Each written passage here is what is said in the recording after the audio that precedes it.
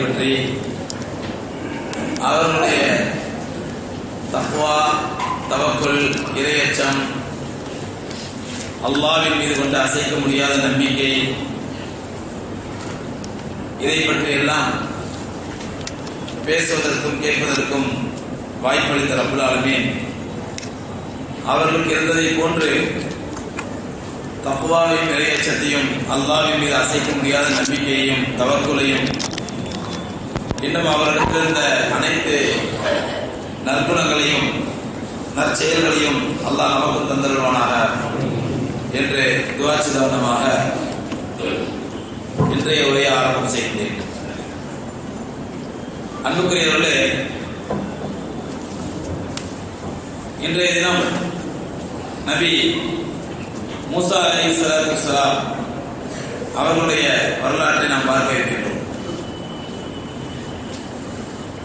குர்ஆனுடைய பெரும் பகுதியை, நபிமாருடைய வரலாற்றில் பெரும் பகுதியை ஆக்கிரமித்துக் கொண்ட ஒரு நபி என்று சொல்லலாம். இவர்களை பற்றி சொல்லப்படாத அத்தியாயமே இல்லை, சூறாவே இல்லை என்னும் அளவுக்கு நபிமார்களிலேயே அதிகமாக குறிப்பிடப்பட்ட ஒரு நபி மூசா அலைஹிஸ்ஸலாத்து வஸ்ஸலாம். சொல்ல போனால் கண்மணி நாயகம் ரசூலுல்லாஹி கரீம் ஸல்லல்லாஹு அலைஹி வஸல்லம் அவர்களை விட அதிகமாக அல்லாஹ் பேசியது குர்ஆனிலே நபி மூசா அலைஹிஸ்ஸலாம் அவர்களை பற்றி தான். என்ன காரணம்?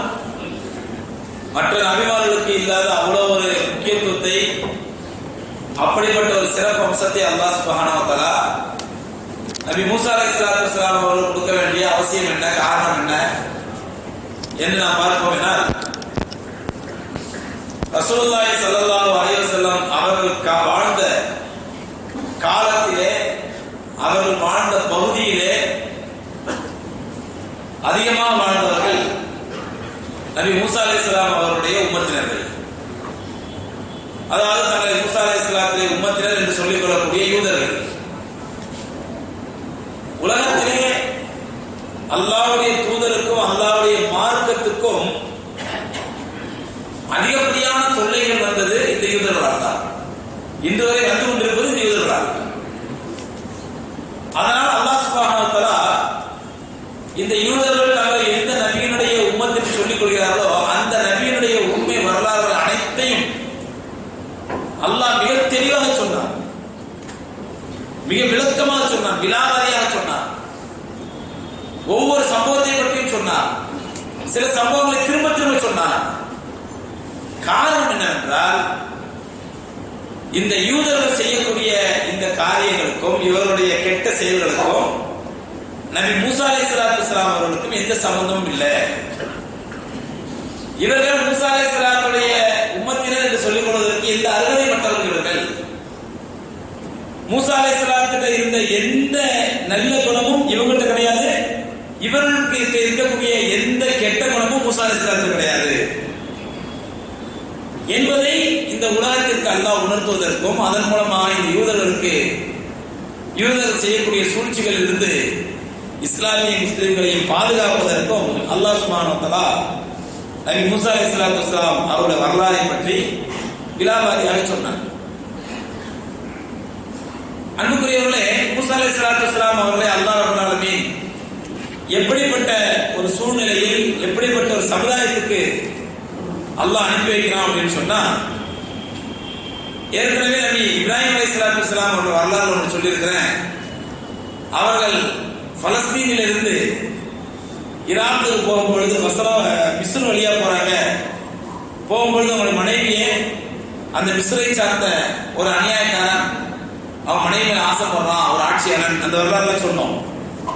அப்படி இப்ராஹிம் அலைஹிஸ்ஸலாத்து வஸ்ஸலாம் காலத்திலிருந்து அப்படியே வாழையடி வாழையாக அந்த மிஸ்ருடைய ஆட்சியாளர்கள் கடுமையான கொடுங்கோலர்களாக இருந்தார்கள். ஆட்சியாளர்கள் கடுமையான கொடுங்கோலர்கள். அந்த ஆட்சியாளர்கள் தான் எந்த சமுதாயத்தை சார்ந்தவர்களோ அந்த சமுதாயம் மட்டும்தான் வாழணும், உலகத்தில் வேறு எந்த சமுதாயம் வாழக்கூடாது என்ற சிந்தனை கொண்டவர்கள், அந்த மாதிரி எண்ணம் கொண்டவர்கள். அவர்கள் தான் மிஸ்ரை நீண்ட காலமாக ஆண்டு வந்தார்கள். அப்படி ஆண்டு வந்த அந்த ஆட்சியாளர்களுக்கு தான் அல்லாஹ் ரப்பல் ஆலமீன் ஃபிரௌன் என்று குறிப்பிட்டான். அந்த ஃபிரௌன் என்பது ஏற்கனவே சொல்லியிருக்கிறேன், ஒரு தனி மனிதனுடைய பெயர் அல்ல. ஃபிரௌன் என்பது அந்த ஆட்சியாளருடைய பெயர், ஜனாதிபதி, தலைவர் அல்லது பிரதமர் அப்படின்னு சொல்ற மாதிரி. இந்த கடைசி ஃபிரௌன் இருக்கின்றானே, இவன் தான் கடைசி ஃபிரௌன், இரண்டாம் ரம்சீஸ் என்று சொல்லப்படும். இந்த ஃபிரௌனுடைய கடைசி ஃபிரௌன் ஆண்ட காலம் மிக மிக ஒரு மோசமான காலம், மிக மிக ஒரு மோசமான காலம். பொதுவாகவே நீங்க வரலாறுல பாத்தீங்கன்னு சொன்னா, நம்ம எந்த நாட்டினுடைய வரலாறு, எந்த சமுதாயத்தினுடைய சிவிலைசேஷனுடைய வரலாறு எடுத்து நம்ம பார்த்தாலும் பாத்தீங்கன்னா ஒரு கடைசியா வரக்கூடிய ஒரு ஆட்சியாளர் மிக மிக கொடூரமானவனா இருப்பான். அவனுக்கு பிறகு ஒரு மக்களுக்கு மத்தியிலே ஒரு நல்லது ஏற்படும், ஒரு புரட்சி ஏற்படும். எல்லாரும் கொடூரமானவங்களா இருப்பாங்க. அந்த கடைசியா இருக்க பிறகு அவன் ரொம்ப கொடூரமானவனா இருப்பான். அதுக்கப்புறம் மக்களுக்கு மத்தியில் ஆட்சி மாற்றம் ஏற்படும், புரட்சி ஏற்படும். இதெல்லாம் வரலாறு பார்க்கலாம். பிரெஞ்சு ரெவல்யூஷன் சொல்லி ஆங்கிலத்தில் கேள்விப்பட்டிருப்போம், பிரெஞ்சு புரட்சி சொல்லி. இந்த பிரெஞ்சு புரட்சிங்கிறது வந்து வரலாறு என்னன்னு சொன்னா, பிரெஞ்சு நாட்டில் பிரபுக்களுடைய ஆட்சி நடக்குது. அந்த பிரபுக்களுடைய ஆட்சியில இந்த பிரபுக்களும் மத குருமார்கள் ரெண்டு பேரும் சேர்ந்துக்கிட்டு தான் பாமர மக்களை சித்திரவதை பண்றது, அப்பாவி மக்களை, பொதுமக்களை கொடுமைப்படுத்துறது, அவங்கள்ட்ட வரி வசூல் பண்றது, அநியாயமாக முறையில் அவங்களை பிடிக்கிறது, பிடிக்கி அந்த பிரபுக்களும் இந்த பாதிரிமார்களும் நல்லா அனுபவிக்கிறது. பிரபுக்களும் பாதிரிமாரும் கைகோர்த்து கொண்டு அவங்க நல்லா அனுபவிக்கிறது. அதனாலதான் அந்த காலத்துல வந்து கிறிஸ்தவ உலகத்தை சார்ந்த பெரிய பெரிய அறிவியல் வல்லுநர்கள், பெரிய பெரிய விஞ்ஞானிகள்லாம் நல்ல அற்புதமான கண்டுபிடிப்புகளை கண்டுபிடிச்சு உலகத்தை சொன்னாங்க. சொல்லும் போது பாதிரிகள் என்ன பண்ணுவாங்கன்னா, தங்களுக்கு ஆட்சி அதிகாரத்துல பங்கு இருக்குது, அது ஆட்சியாளர்களுடைய சப்போர்ட் இருக்கிறதுக்காக வேண்டி அந்த விஞ்ஞானிகள் ரொம்ப கஷ்டப்பட்டு கண்டுபிடிச்ச ஒரு செய்தியை சொல்லுவாங்க. இவங்க ஈஸியா என்ன பண்ணுவாங்கன்னா, இது வந்து நம்ம பைபிளுக்கு எதிரானது, அவங்க கொலை பண்ணுங்க அப்படின்றாங்க. அப்படி கொல்லப்பட்டவர் தான் நியூட்டன், அதே மாதிரி யுரேனோ போன்ற பெரிய பெரிய விஞ்ஞானிகள் எல்லாம் கொல்லப்பட்டார்கள், கல்லால் அடித்து கொல்லப்பட்டார்கள். அப்படி கல்லால் அடித்து கொல்லப்படுறது, நெருப்பு வச்சு கொல்லப்படுறது, இந்த மாதிரி அவர்கள் கொல்லப்பட்டதன் விளைவு இந்த விஞ்ஞானிகள்லாம் சேர்ந்து ஒரு கட்டத்தில் புரட்சி பண்ண ஆரம்பிச்சிட்டாங்க. விஞ்ஞானிகள்லாம் சேர்ந்து நாங்க கஷ்டப்பட்டு எங்க வாழ்க்கையை இழந்து, நிறைய விஞ்ஞானிகள் பார்த்தா தாடியோடு இருப்பாங்க. நிறைய விஞ்ஞானி போட்டோ எடுத்து பாருங்க, ஐன்ஸ்டீன் மாதிரி அழகா பாருங்க, தாடியோடு இருப்பாங்க. என்னப்பா ஷேவ் பண்ற டைம் இல்லை அவனுக்கு, ரசூலுடைய சுண்ணத்துல வைக்கிறான் தாடி, அவன் ஷேவ் பண்ற டைம் இருக்காது பாவம். அப்படி தன்னுடைய வாழ்க்கையே அர்ப்பணிச்சு வந்து விஞ்ஞானத்துக்காண்டி, அறிவியலுக்காண்டி அர்ப்பணிச்சு ஒரு செய்தியை கண்டுபிடிச்சு சொன்னாண்டா, இது ஈஸியா வந்து இது வந்து பைபிளுக்கு எதிரானது. பூமி உருண்டைங்கிறத கண்டுபிடிச்சது யாரு? கலீலியோ. அந்த கலீலியோ அவ்வளவு கஷ்டப்பட்டு பூமி உருண்டைங்கிறத கண்டுபிடிச்சோம்னா, இதை ஈஸியா என்ன பண்ணிட்டாங்க இந்த பாதிரிமார்கள், குருமார்கள், இது நம்முடைய வேதத்துக்கு எதிரானது, வேதத்துல வந்து பூமி தட்டம் தான் இருக்குது, வேதத்துல வந்து பூமி தட்டம் தான் இருக்குது, உருண்டை சொல்றாரு, வேதத்துக்கு எதிரானது. அவர் நல்லா அடிச்சு கொடுங்க, நல்லா அடிச்சு கொடுத்தாங்க கலீலியோவை. அதே மாதிரி புருனோ என்ற விஞ்ஞானியை தீயா வச்சு கொடுத்தாங்க. இப்படி இவர்கள் எல்லா விஞ்ஞானிகளையும் இப்படிதான் சித்திரவதை பண்ணி கொல்ல ஆரம்பிச்ச பொழுதுதான் விஞ்ஞானிகள் சேர்ந்து ஒரு புரட்சி பண்ணி சொல்ல ஆரம்பிச்சிட்டாங்க. Give unto Jesus what is due to Jesus and give unto Caesar what is due to Caesar. ஜீசஸுக்கு கொடுக்க வேண்டியது ஜீசஸ் கூட, அது சர்ச்சோடு நிறுத்திக்க. ஆட்சியாளர் சீசர் கொடுக்க வேண்டியது சீசர் கொடு, ஆட்சியாளர் நிறுத்திக்க. எங்க விஞ்ஞானத்துல வந்து ரெண்டு பேரும் தலையிடாதீங்க. ஜீசஸையும் சீசரையும் கொண்டு எங்க நுழைக்காத, எங்க விஞ்ஞானத்துக்கு நுழைக்காத. நீ ஆட்சியாளர் ஆட்சியை செஞ்சிருப்போ, மக்களை பார்த்துக்க, அவனோட அட்மினிஸ்ட்ரேஷன் பார்த்துக்கோ. நீ கடவுளை பாருமா, give unto Jesus what is due to Jesus. Jesus கொடுக்க வேண்டியது சனிக்கிழமையில, ஞாயிற்றுக்கிழமையில சர்ச்சில் கொண்டு கொடுத்து அதோடு இருக்க, எங்க விஷயத்துல தலையிடாத என்று விஞ்ஞானிகள் போர் கொடுக்க ஆரம்பிச்சாங்க. இதற்கெல்லாம் எதிராகத்தான் அல்லாஹ் சுப்ஹானஹு வ தஆலா விஞ்ஞானிகளை ஊக்குவித்த திருமறை மூலமாக ஆராய்ச்சி பண்ணுங்க, நல்ல ஆராய்ச்சி பண்ணுங்க. ஆராய்ச்சி பண்றதுக்கு சில ஹிண்ட்ஸ்கள் அல்லாஹ் கொடுத்தான். ஆராய்ச்சியாளருக்கு ஏற்ற மாதிரி இன்னைக்கு கருவறையை பற்றி ஆராய்ச்சி பண்ண டாக்டர் கீத் மோர்கிறவரு, அதே மாதிரி எக்கச்சக்கமான ஆராய்ச்சியாளர்கள் அவங்களாம் சொல்றாங்க, நாங்க ஆராய்ச்சி செய்யறதுக்கு அங்க ஜாபிர் இப்னு ஹய்யான் சல்ஃபேரிக் ஆசிட் சொல்லக்கூடிய கந்தக அமிலத்தை கண்டுபிடிக்கிறாரு. அவர்லாம் சொல்றாரு, எங்களுக்கெல்லாம் இதை கண்டுபிடிக்கிறதுக்கு அல்லாஹ்வுடைய குர்ஆன் தான் உறுதுணையாக இருந்தது. அல்லாஹ்வுடைய குர்ஆன் வெறும் ஒரு கெமிஸ்ட்ரி புக் அல்ல, அதுல சல்ஃபேரிக் ஆசிட் பத்தி சொல்றதுக்கு. அல்லாஹ்வுடைய வேதம் வேதியியல் புத்தகம் அல்ல, ஆனால் எங்களுடைய வேதியியல் ஆராய்ச்சிக்கு அல்லாஹ்வுடைய குர்ஆனை உற்சாகப்படுத்தியது. அதே மாதிரி மெடிக்கல் ரீதியா தாய் கருவறையை பற்றியும், கருவறையில குழந்தை உருவாகக்கூடிய விதத்தை பற்றியும் நான் ஆராய்ச்சி பண்றதுக்கு எனக்கு முழு உதவியா இருந்தது அல்லாஹ்வுடைய குர்ஆன். டாக்டர் கீத்மோர் சொல்றாரு. சோ இந்த மாதிரி இதற்கு நேர் மாற்றமாக, கிறிஸ்தவ உலகத்துக்கு நேர் மாற்றமாக இஸ்லாமிய உலகம் தான் விஞ்ஞானிகளை உற்சாகப்படுத்தியது, ஊக்குவித்தது. அது ஒரு தனி டாபிக். இந்த நிலையில அங்கே பிரான்ஸ்ல ஆட்சி செய்தவர்கள் பிரபுக்களும் இந்த மத குருமாரும் கை கோத்துக்கிறாங்க. அதனாலதான் விஞ்ஞானிகள் 2 பேரும் எதிர்த்து போர்க்குரல் கொடுத்தாங்க.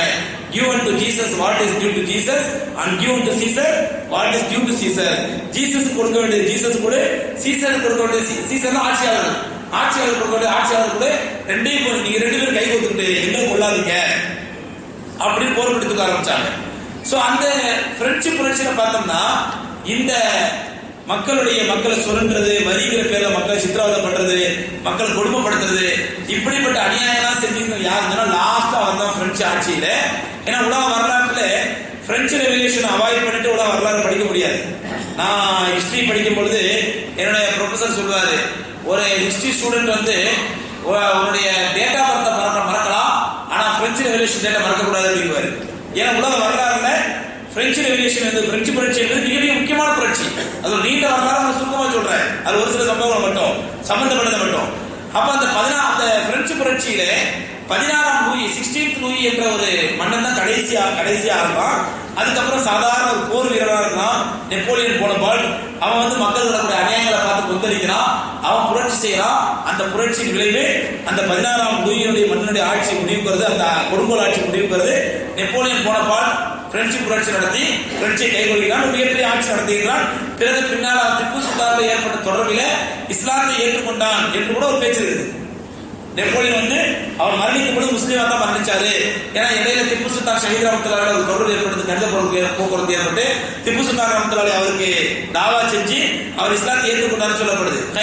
இந்த பிரெஞ்சு ரெவல்யூஷன் ஏற்படக்கூடிய நேரத்தில் மக்கள் எந்த அளவுக்கு சித்திரவதை செய்யப்பட்டார்கள், நசுக்கப்பட்டார்கள், ஆட்சியாளர்கள் மக்களை பற்றி கவலையே படவில்லை அப்படிங்கிறதுக்கு ஒரு உதாரணம் சொல்லுவாங்க. அந்த 16ஆம் லூயினுடைய மன்னனுடைய மனைவி ராணி பேரு மேரி அன்டைனா. இந்த மேரி அன்டைனா எப்படின்னு சொன்னா, இன்னைக்கு நம்ம என்ன சொல்றது, வளர்ப்பு மகன், நெருக்கமான தோழி, இந்த கதைலாம் சாதாரணம், அதெல்லாம் ஒண்ணுமே கிடையாது. அந்த மேரி அன்டைனாவுடைய கதையை பார்த்தோம்னா, இன்னைக்கு ஆட்சியாளர்களோடு இருக்கக்கூடிய இந்த ஊழல் சம்பந்தப்பட்டது, இவர்கள் அராஜகம் சம்பந்தப்பட்டது, இவர்கள் செய்யக்கூடிய முறைகேடு சம்பந்தப்பட்ட விஷயங்கள்லாம் ஒண்ணுமே கிடையாது அந்த மேரி அன்டைனாக்கு முன்னாடி. அப்ப அந்த மேரி அன்டைனா 16ஆம் லூயியுடைய அரண்மனையில் இருப்பாளா. அவளுக்கு வந்து உலகத்தில் என்னடே தெரியாது. அவ்வளோ ஆடம்பரம், அவ்வளோ அனாச்சாரம், அவ்வளோ சொபிஸ்டிகேட்டட் சொகுசான வாழ்க்கை, ஆடம்பரமான ஏகபோகமான வாழ்க்கை இப்படிதான் வாழ்ந்துட்டு இருக்கிறான். அப்போ அந்த நேரத்தில் வந்து மக்கள்லாம் ஒருவேளை ரொட்டிக்கு கூட வழி இல்லாம, ஒருவேளை அந்த மக்கள் ரொட்டி தான் சாப்பிடுவாங்க, ஒருவேளை ரொட்டி கூட வழி இல்லாம, சாப்பாட்டுக்கே வழி இல்லாம அரண்மனைக்கு முன்னாடி வந்து மக்கள் கூச்சு இருக்காங்க. எங்களுக்கு ஒருவேளை ரொட்டிக்காக ஏற்பாடு பண்ணு, நாங்க சம்பாதிக்கிற காசை போற நீ குடிக்கிற, நீ அபகரிச்சுக்கிற வழிங்கிற பேர்ல எங்களுக்கு சாப்பாட்டுக்கே வழி இல்லை, எங்களுக்கு ஏதாவது ரொட்டிக்கு ஏற்பாடு பண்ணு அப்படின்னு மக்கள் ரொட்டி கதறாங்க மக்கள். அப்போ we want bread எங்களுக்கு ரொட்டி கொடு, சாப்பிட ரொட்டி வேணும் அப்படின்னு கதறாங்க. அப்போ இப்போ மேரி அன்டைனா உள்ள இருக்கிற அரண்மனை உள்ள.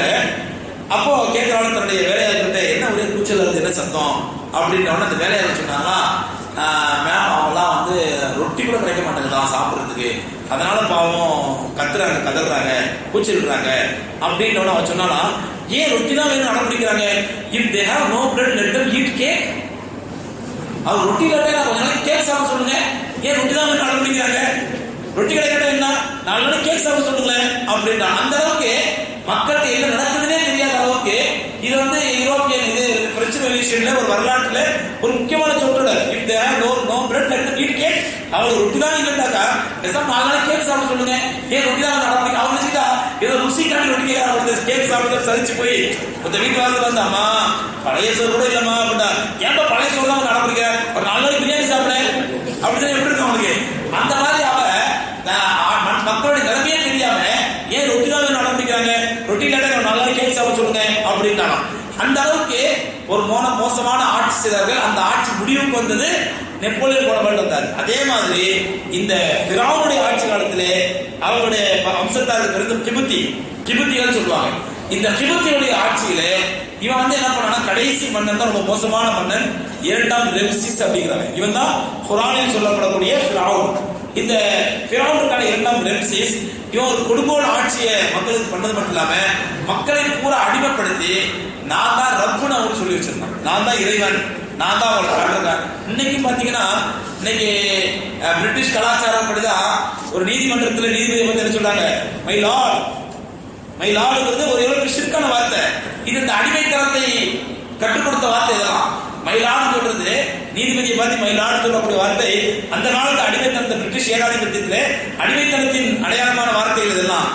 அதே மாதிரி மேயர் வந்து வர்ஷிப்பபிள், வணக்கத்திற்குரியவர், வணக்கத்திற்குரிய மேயர், மேயர் சொல்றாங்கல்ல.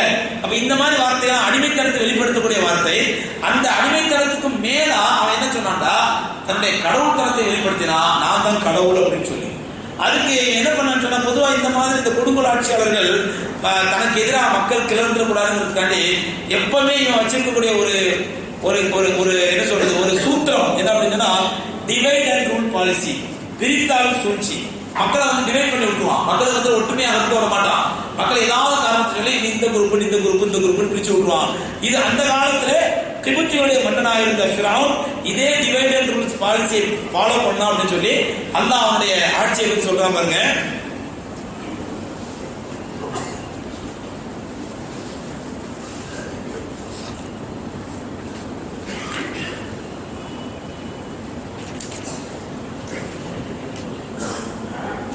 நாளைக்கு தராவில வரும் சூரா சூரத்துல் கஸஸ் 28வது அத்தியாயம். அதுல ஆரம்பத்திலிருந்து அல்லாஹ் ஆரம்பிக்கிட்டான். ஆரம்பத்திலிருந்து ஃபிரௌனுடைய ஆட்சி, கொடுங்கோல் ஆட்சியை பற்றி அல்லாஹ் விவரிக்கிறான். மூசா அலைஹிஸ்ஸலாம் எப்படி பிறந்தாங்க, எப்படி வந்தாங்க, அவங்க வச்சு அல்லாஹ் கதையை எப்படி முடிச்சாங்க, அல்லாஹ் விரிவா சொல்லிட்டு வரலாம். இது பல இடங்கள்ல குர்ஆன்ல பல இடங்கள்ல சொன்னாலும் இந்த ஒரு சூறால அல்லாஹ் கோர்வையா சொல்லிட்டு வரலாம். சோ அதனால இந்த சூறா உங்களுக்கு எக்ஸ்பிளைன் பண்றேன். நத்லு அலைக மின் நபஇ மூசா வ ஃபிரௌன். நபியே, மூசாவுடைய ஃபிரௌனுடைய சங்கதிகளை, விஷயங்களை நான் உங்களுக்கு அறிவிக்கின்றேன். பில் ஹக்கில் கௌமி யுமினூன். உண்மையான சம்பவங்களை உங்களுக்கு சொல்கின்றேன். ஈமான் கொண்ட மக்களுக்காக, ஈமான் கொண்ட மக்களுக்கு இது ரொம்ப படிப்பே தரத்துக்காண்டி நான் உங்களுக்கு சொல்றேன். இன்ன ஃபிரௌன் அலா ஃபில் அர்தி. ஃபிரௌன் பூமியிலே கடுமையான கர்வம் கொண்டு அழைத்தது மட்டுமல்ல, வஜஅல அஹ்லஹா ஷியா. அவன் தன்னுடைய ஆட்சிக்குள்ள மக்களை பல பிரிவுகளாக பிரித்து விட்டான். வேறப்பட்டா டிவைடட் ரூல் பாலிசி அடிப்படையில பிரித்தாலும் சூழ்ச்சி அடிப்படையில் பிரிச்சுட்டான். எப்படி பிரிச்சுட்டான்? கிபுத்திகள் வந்து ஃபிரௌனுடைய கோத்திரத்தை சார்ந்தவர்கள். அந்த கிபுத்திகளை வச்சுதான் எகிப்துக்கு என்ன பேர் வந்துச்சு? எகிப்து. அந்த கிபுத்துல தான் எகிப்துன்னு பேர் வந்துச்சு. அந்த கிபுத்திகள் இருக்கிறாங்களே, இந்த கிபுத்திகள் வந்து ஃபிரௌனுடைய கோத்திரத்தை சார்ந்தவர்கள். இவங்க வந்து அங்க இருந்த பனி இஸ்ராயல் என்று சொல்லக்கூடிய இந்த யாக்கூப் அலைஹிஸ்ஸலாத்துடைய சந்ததியில் வந்த யூசுப் அலைஹிஸ்ஸலாத்துடைய 12 பிள்ளைகள் வம்சத்துல வந்தவங்க. யூசுப் அலைஹிஸ்ஸலாம் சொல்லியிருக்கிறேன். யூசுப் அலைஹிஸ்ஸலாம் யாக்கூப் அலைஹிஸ்ஸலாத்துலாம் ஒரு 12 பிள்ளைகள். அந்த 12 பிள்ளைகளுடைய வம்சத்துல வந்தவங்க தான் யாரு? பனி இஸ்ராயல். இந்த பனு இஸ்ராயல் அந்த மிஸ்ர்ல வசிக்கிறாங்க. யூசுப் அலைஹிஸ்ஸலாத்துக்கு பிறகு, யாக்கூப் அலைஹிஸ்ஸலாத்துக்கு பிறகு அந்த 12 கோத்திரத்தாரை தான் இந்த கிபுத்திகள் என்ன பண்றாங்கன்னா அடிமையா பிடிச்சு வச்சு அவங்க வந்து ஒரு தாழ்த்தப்பட்டவங்களாகவும் ஒடுக்கப்பட்டவங்களா ஆக்கி அவங்க வந்து ரொம்ப கடுமையா சித்திரவதை பண்றாங்க. இவன் என்ன பண்ண, தனியா பிரிச்சு இது ஆண்ட பரம்பரை, இது வந்து நீங்க வந்து அடிமை பரம்பரை அப்படின்னு சொல்லி ரெண்டா பிரிச்சு வச்சான். இதே கலாச்சாரம், இதே கலாச்சாரத்தை தான் இந்தியாவுக்கு கொண்டு வந்தார்கள் யூதர்களுடைய வம்சாவளியான பிராமணர்கள். இந்த யூதர்கள் எங்க கத்துட்டான்? கிபுத்திகள் கத்துட்டான். பனி இஸ்ராயல் யாருக்கு கத்துட்டான்? ஃபிரௌன் கத்துட்டான். ஃபிரௌன் வந்து மக்கள் ரெண்டா பிரிச்சு வச்சு டிவைடட் ரூல் பாலிசி அடிப்படையில நீங்களாம் வந்து நான் கடவுள், நான் இவங்கெல்லாம் வந்து கடவுளுடைய பிள்ளைகள், யாரு? கிபுத்திகளா கடவுளுடைய பிள்ளைகள், நீங்களாம் கடவுளுடைய பிள்ளைகளுக்கும் சேவகம் செய்ய பிறந்த அடிமைகள் அப்படின்னு சொல்லி இந்த பனி இஸ்ராயல்களையும் இந்த கிபுத்திகளை பிரிச்சு வச்சிருந்தான். எப்படி இஸ்லாமிய கொள்கைக்கு மாற்றமாக அல்லாஹ் குர்ஆன்ல என்ன சொல்றான்? யா அய்யுஹன்னாஸ் இன்னா கலக்னாக்கும் மின் தக்கரின் வ உன்ஸா வஜஅல்னாக்கும் ஷுஊபன் வ கபாயில். நீங்கள் எல்லோரும் ஒரே தாய் தந்தையின் பிள்ளைகள். மனிதர்கள் எல்லோருமே யாரு? ஒரே தாய் தந்தையின் பிள்ளைகள். இதனாலதான் பாருங்க உலகத்தில் எத்தனை பாத்திலான கொள்கைகள் ஏற்பட்டுச்சோ, இஸ்லாத்திற்கு எதிரான எந்த மோசமான கொள்கைகள் ஏற்பட்டுச்சோ அத்தனை கொள்கைகளும் அல்லாஹ்வுடைய இந்த சூத்திரத்திற்கு எதிராக, ஒரே தாய் தந்தையினுடைய சமத்துவமான பிள்ளைகள் என்ற சூத்திரத்துக்கு எதிராக தான் அவங்க எல்லாரும் கொள்கைகளை வகுக்க ஆரம்பிச்சாங்க. ஏற்றத்தாழ்வு, அந்த மனிதர்களுக்கு ஏற்றத்தாழ்வு பார்க்கறது, தாழ்த்தப்பட்டவன் உயர்த்தப்பட்டவன் பார்க்கறது, ஜாதி பாகுபாடு பார்க்கறது, மனிதர்கள் மத்தியில் உயர்வானவன் இழிவானவன் பார்க்கறது. அப்ப இந்த கொள்கையை இந்தியாவுக்கு அறிமுகப்படுத்துறவங்க யாருன்னா யூதர்களுடைய வம்சாவளியான இங்க இருக்கக்கூடிய பிராமணர்கள். யூதர்கள் எங்க இருந்து கத்துக்கிட்டாங்கன்னா அவனை அடிமைப்படுத்தினா பாருங்க. யாரு? ஃபிரௌன். அவனுக்கு கற்றுட்டான். தன்னை அடிமைப்படுத்திய ஃபிரௌனிடத்திலிருந்து கற்றுக்கொண்ட யூதர்கள் அந்த கொள்கை டிவைடட் ரூல் பாலிசியையும் அந்த மனித குலத்தில் ஏற்றத்தாழ்வு பார்க்கக்கூடிய பாலிசியையும் உலகம் முழுவதும் அறிமுகப்படுத்த ஆரம்பிச்சாங்க யூதர்கள். அந்த அடிப்படையில் அல்லாஹ் சொல்றான், இவர்கள் அந்த ஃபிரௌன் என்ன செஞ்சான், மக்களை பல பிரிவாக பிரித்து அவர்களில் சில பேரை அடிமைப்படுத்தி பலகீனப்படுத்தி தாழ்த்தப்பட்டவர்களாக பயன்படுத்த ஆரம்பிச்சா. சகோதரர்களே, இந்த ஃபிரௌன்கள் இந்த பனு இஸ்ராயேலை எந்த அளவுக்கு கொடுமைப்படுத்தினாங்க, எந்த அளவுக்கு சித்திரவதைப்படுத்தினாங்க அப்படிங்கிறதுக்கு ஒரு உதாரணம் நீங்க பார்க்கணும்னு சொன்னா நமக்கு பல தலை சுத்தி போயிடும். நம்ம யோசிச்சோம்னா நம்முடைய சிந்தனையால சிந்திக்க முடியாது, இப்படியும் ஒரு மனுஷனை கொடுமைப்படுத்துவானா அப்படின்னு சொல்லி. அதுக்கு பெரிய உதாரணம் இன்னைக்கு வாழும் உதாரணமா அல்லாஹ் வச்சிருக்கான். உலகத்திலே உலக அதிசயங்களில் ஒன்றான பிரமிடுகள். உலக அதிசயங்களில் ஒன்றான பிரமிடு. இந்த பிரமிடு பக்கத்துல போய் பாத்தீங்கன்னா ஈஜிப்துல அங்கே கற்களை ஒரு கல்லுக்கு மேல ஒரு கல், ஒரு கல்லுக்கு மேல ஒரு கல், ஒரு கல்லுக்கு மேல ஒரு கல், எத்தனையோ அடி உயரம், எத்தனையோ அடி அகலம், கற்களை ஒரு கல்லுக்கு மேல ஒரு கல் அடிக்க அடிக்க அடிக்க வச்சிருப்பாங்க. ஒவ்வொரு கல்லுடைய வெயிட் குறைஞ்சது 200 டன்.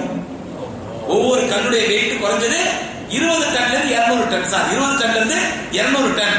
அந்த 200 டன் உள்ள ஒரு கல்ல எந்த கிரெயினாலையும் தூக்க முடியாது, எந்த யானையாலையும் தூக்க முடியாது. எத்தனை மனிதர்கள் சேர்ந்து இதை தூக்குனாங்க, எப்படி இதை அடுக்குனாங்க, எப்படி இதை ஒண்ணுக்கு மேல ஒண்ணு ஃபிட் பண்ணாங்க. இன்னைக்கு இத்தனாயிரம் ஆண்டுகள் ஆகியும் இந்த பிரமிடுகள் எல்லா காத்துக்கும் மழைக்கும் பாலைவன புயல்களுக்கும் ஈடு கொடுக்கிற அளவுக்கு நின்று இன்று உலக அதிசயங்களில் ஒன்றா ஆயிடுச்சு அப்படின்னு சொன்னா இது முழுக்க முழுக்க மனித சக்தியால் உருவானது.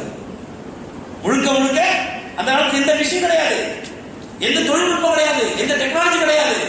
முழுக்க முழுக்க மனித சக்தியால் உருவான ஒரு பொருளை ஒரு அதிசயத்தை உருவாக்கிருக்காங்கன்னு சொன்னா அந்த அதிசயத்தை உருவாக்குறதுக்கு யாரை பயன்படுத்தினாங்க? பனி இஸ்ராயேலை. இந்த அடிமைகள் எவ்வளவு கஷ்டப்பட்டு இருந்தா அந்த வேலையை செஞ்சு முடிச்சிருக்கணும். அவ்வளவு பெரிய வேலையை, அவ்வளோ ஒரு நீங்க போய் பார்த்தீங்கன்னா பிரமிச்சு போயிடுவோம். அந்த ஒரு கல்லுக்கு பக்கத்துல நீங்க போய் நின்றீங்கன்னா அந்த கல்லு, அந்த பிரமிடுக்கு முன்னாடி நீங்க ஒரு சின்ன பொம்மை மாதிரி நிற்பீங்க. அவ்வளவு பெரிய பிரமிடுக்கு முன்னாடி நீங்க ஒரு சின்ன பொம்மை மாதிரி நிற்பீங்க.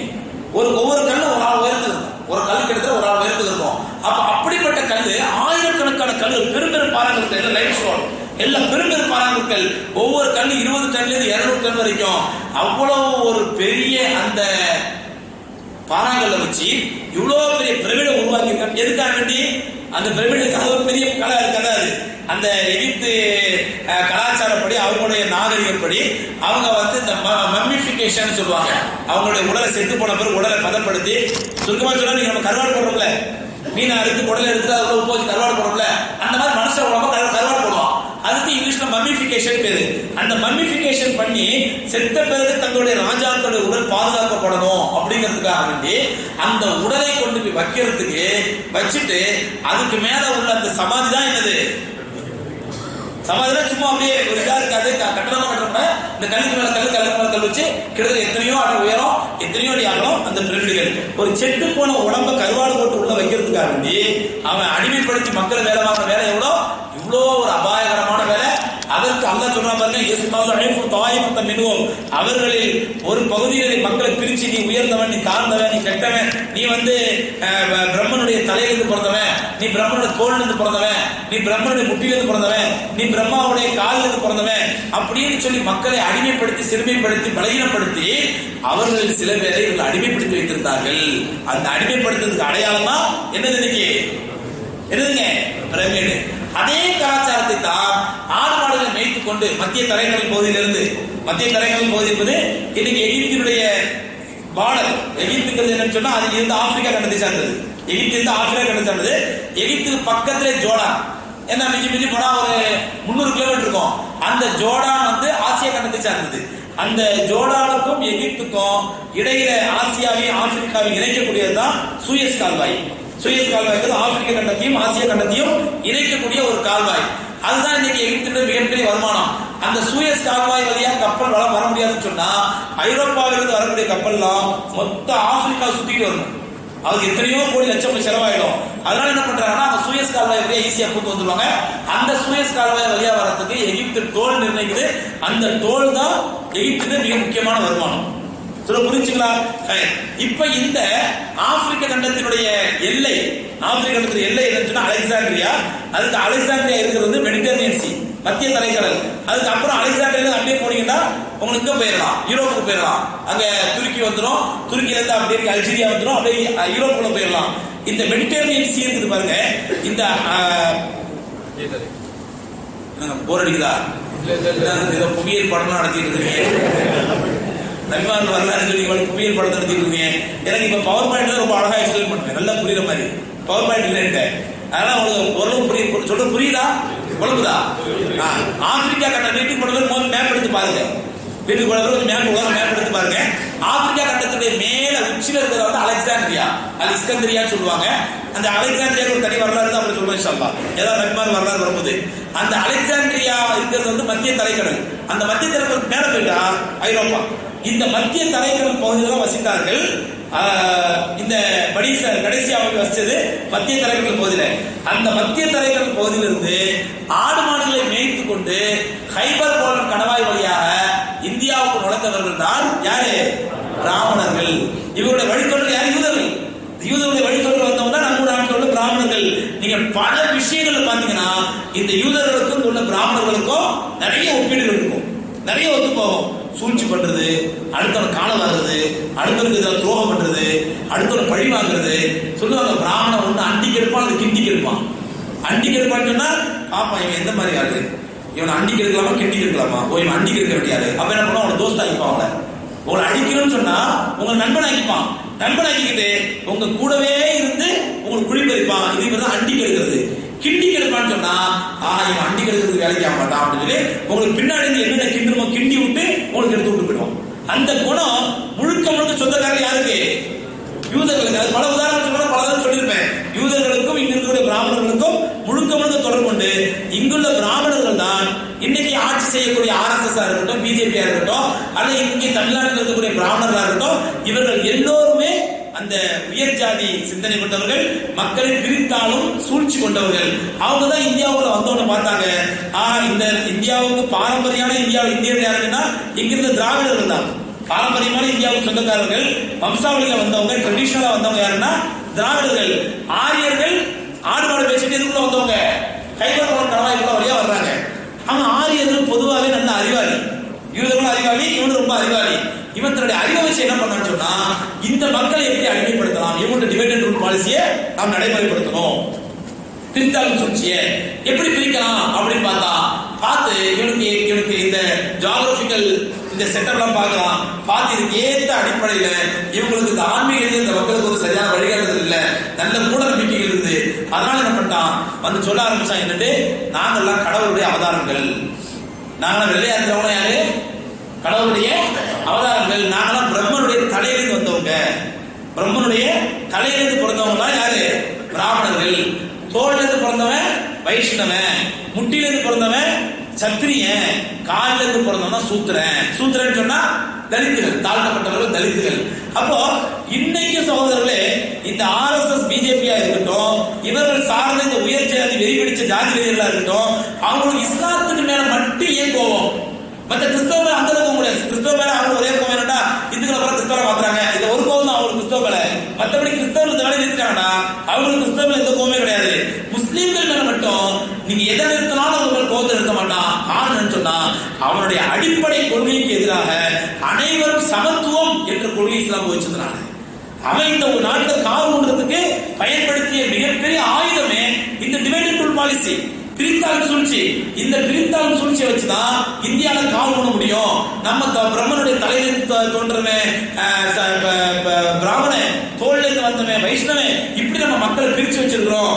எந்த அளவுக்கு சொன்ன சகோதரர்களே, ஒரு அவங்களுடைய மனுசாஸ்திரம் உருவாக்குறாங்க, கற்பனையா பொய் எழுதுனாங்க, இதுதான் கடவுளுடைய வேதம். அந்த வேதத்தின் அடிப்படையில உயர்ந்த ஜாதியில பிறந்தவன் தாழ்ந்த ஜாதியை தொடக்கூடாது, தொட்டா தீட்டு பட்டா தீட்டு, தொட்டாலே பாவம். இந்த வணக்கம் செல்லக்கூடிய கலாச்சாரம் இருக்குது. இந்த கலாச்சாரத்தை முதல்ல இந்தியாவுக்குள்ள கொண்டு வந்தவங்களே இந்த பிராமணர்கள் தான். அது வரைக்கும் திராவிடர்களுக்கு மத்தியில் இந்த வணக்கம் செல்லக்கூடிய கலாச்சாரம் என்னன்னா கையை பிடிப்பாங்க, கட்டி அணைப்பாங்க. இதுதான் திராவிட கலாச்சாரம். கையை பிடிப்பதும் ஒருத்தர் கட்டி அணைக்கிறதும் திராவிட கலாச்சாரம்.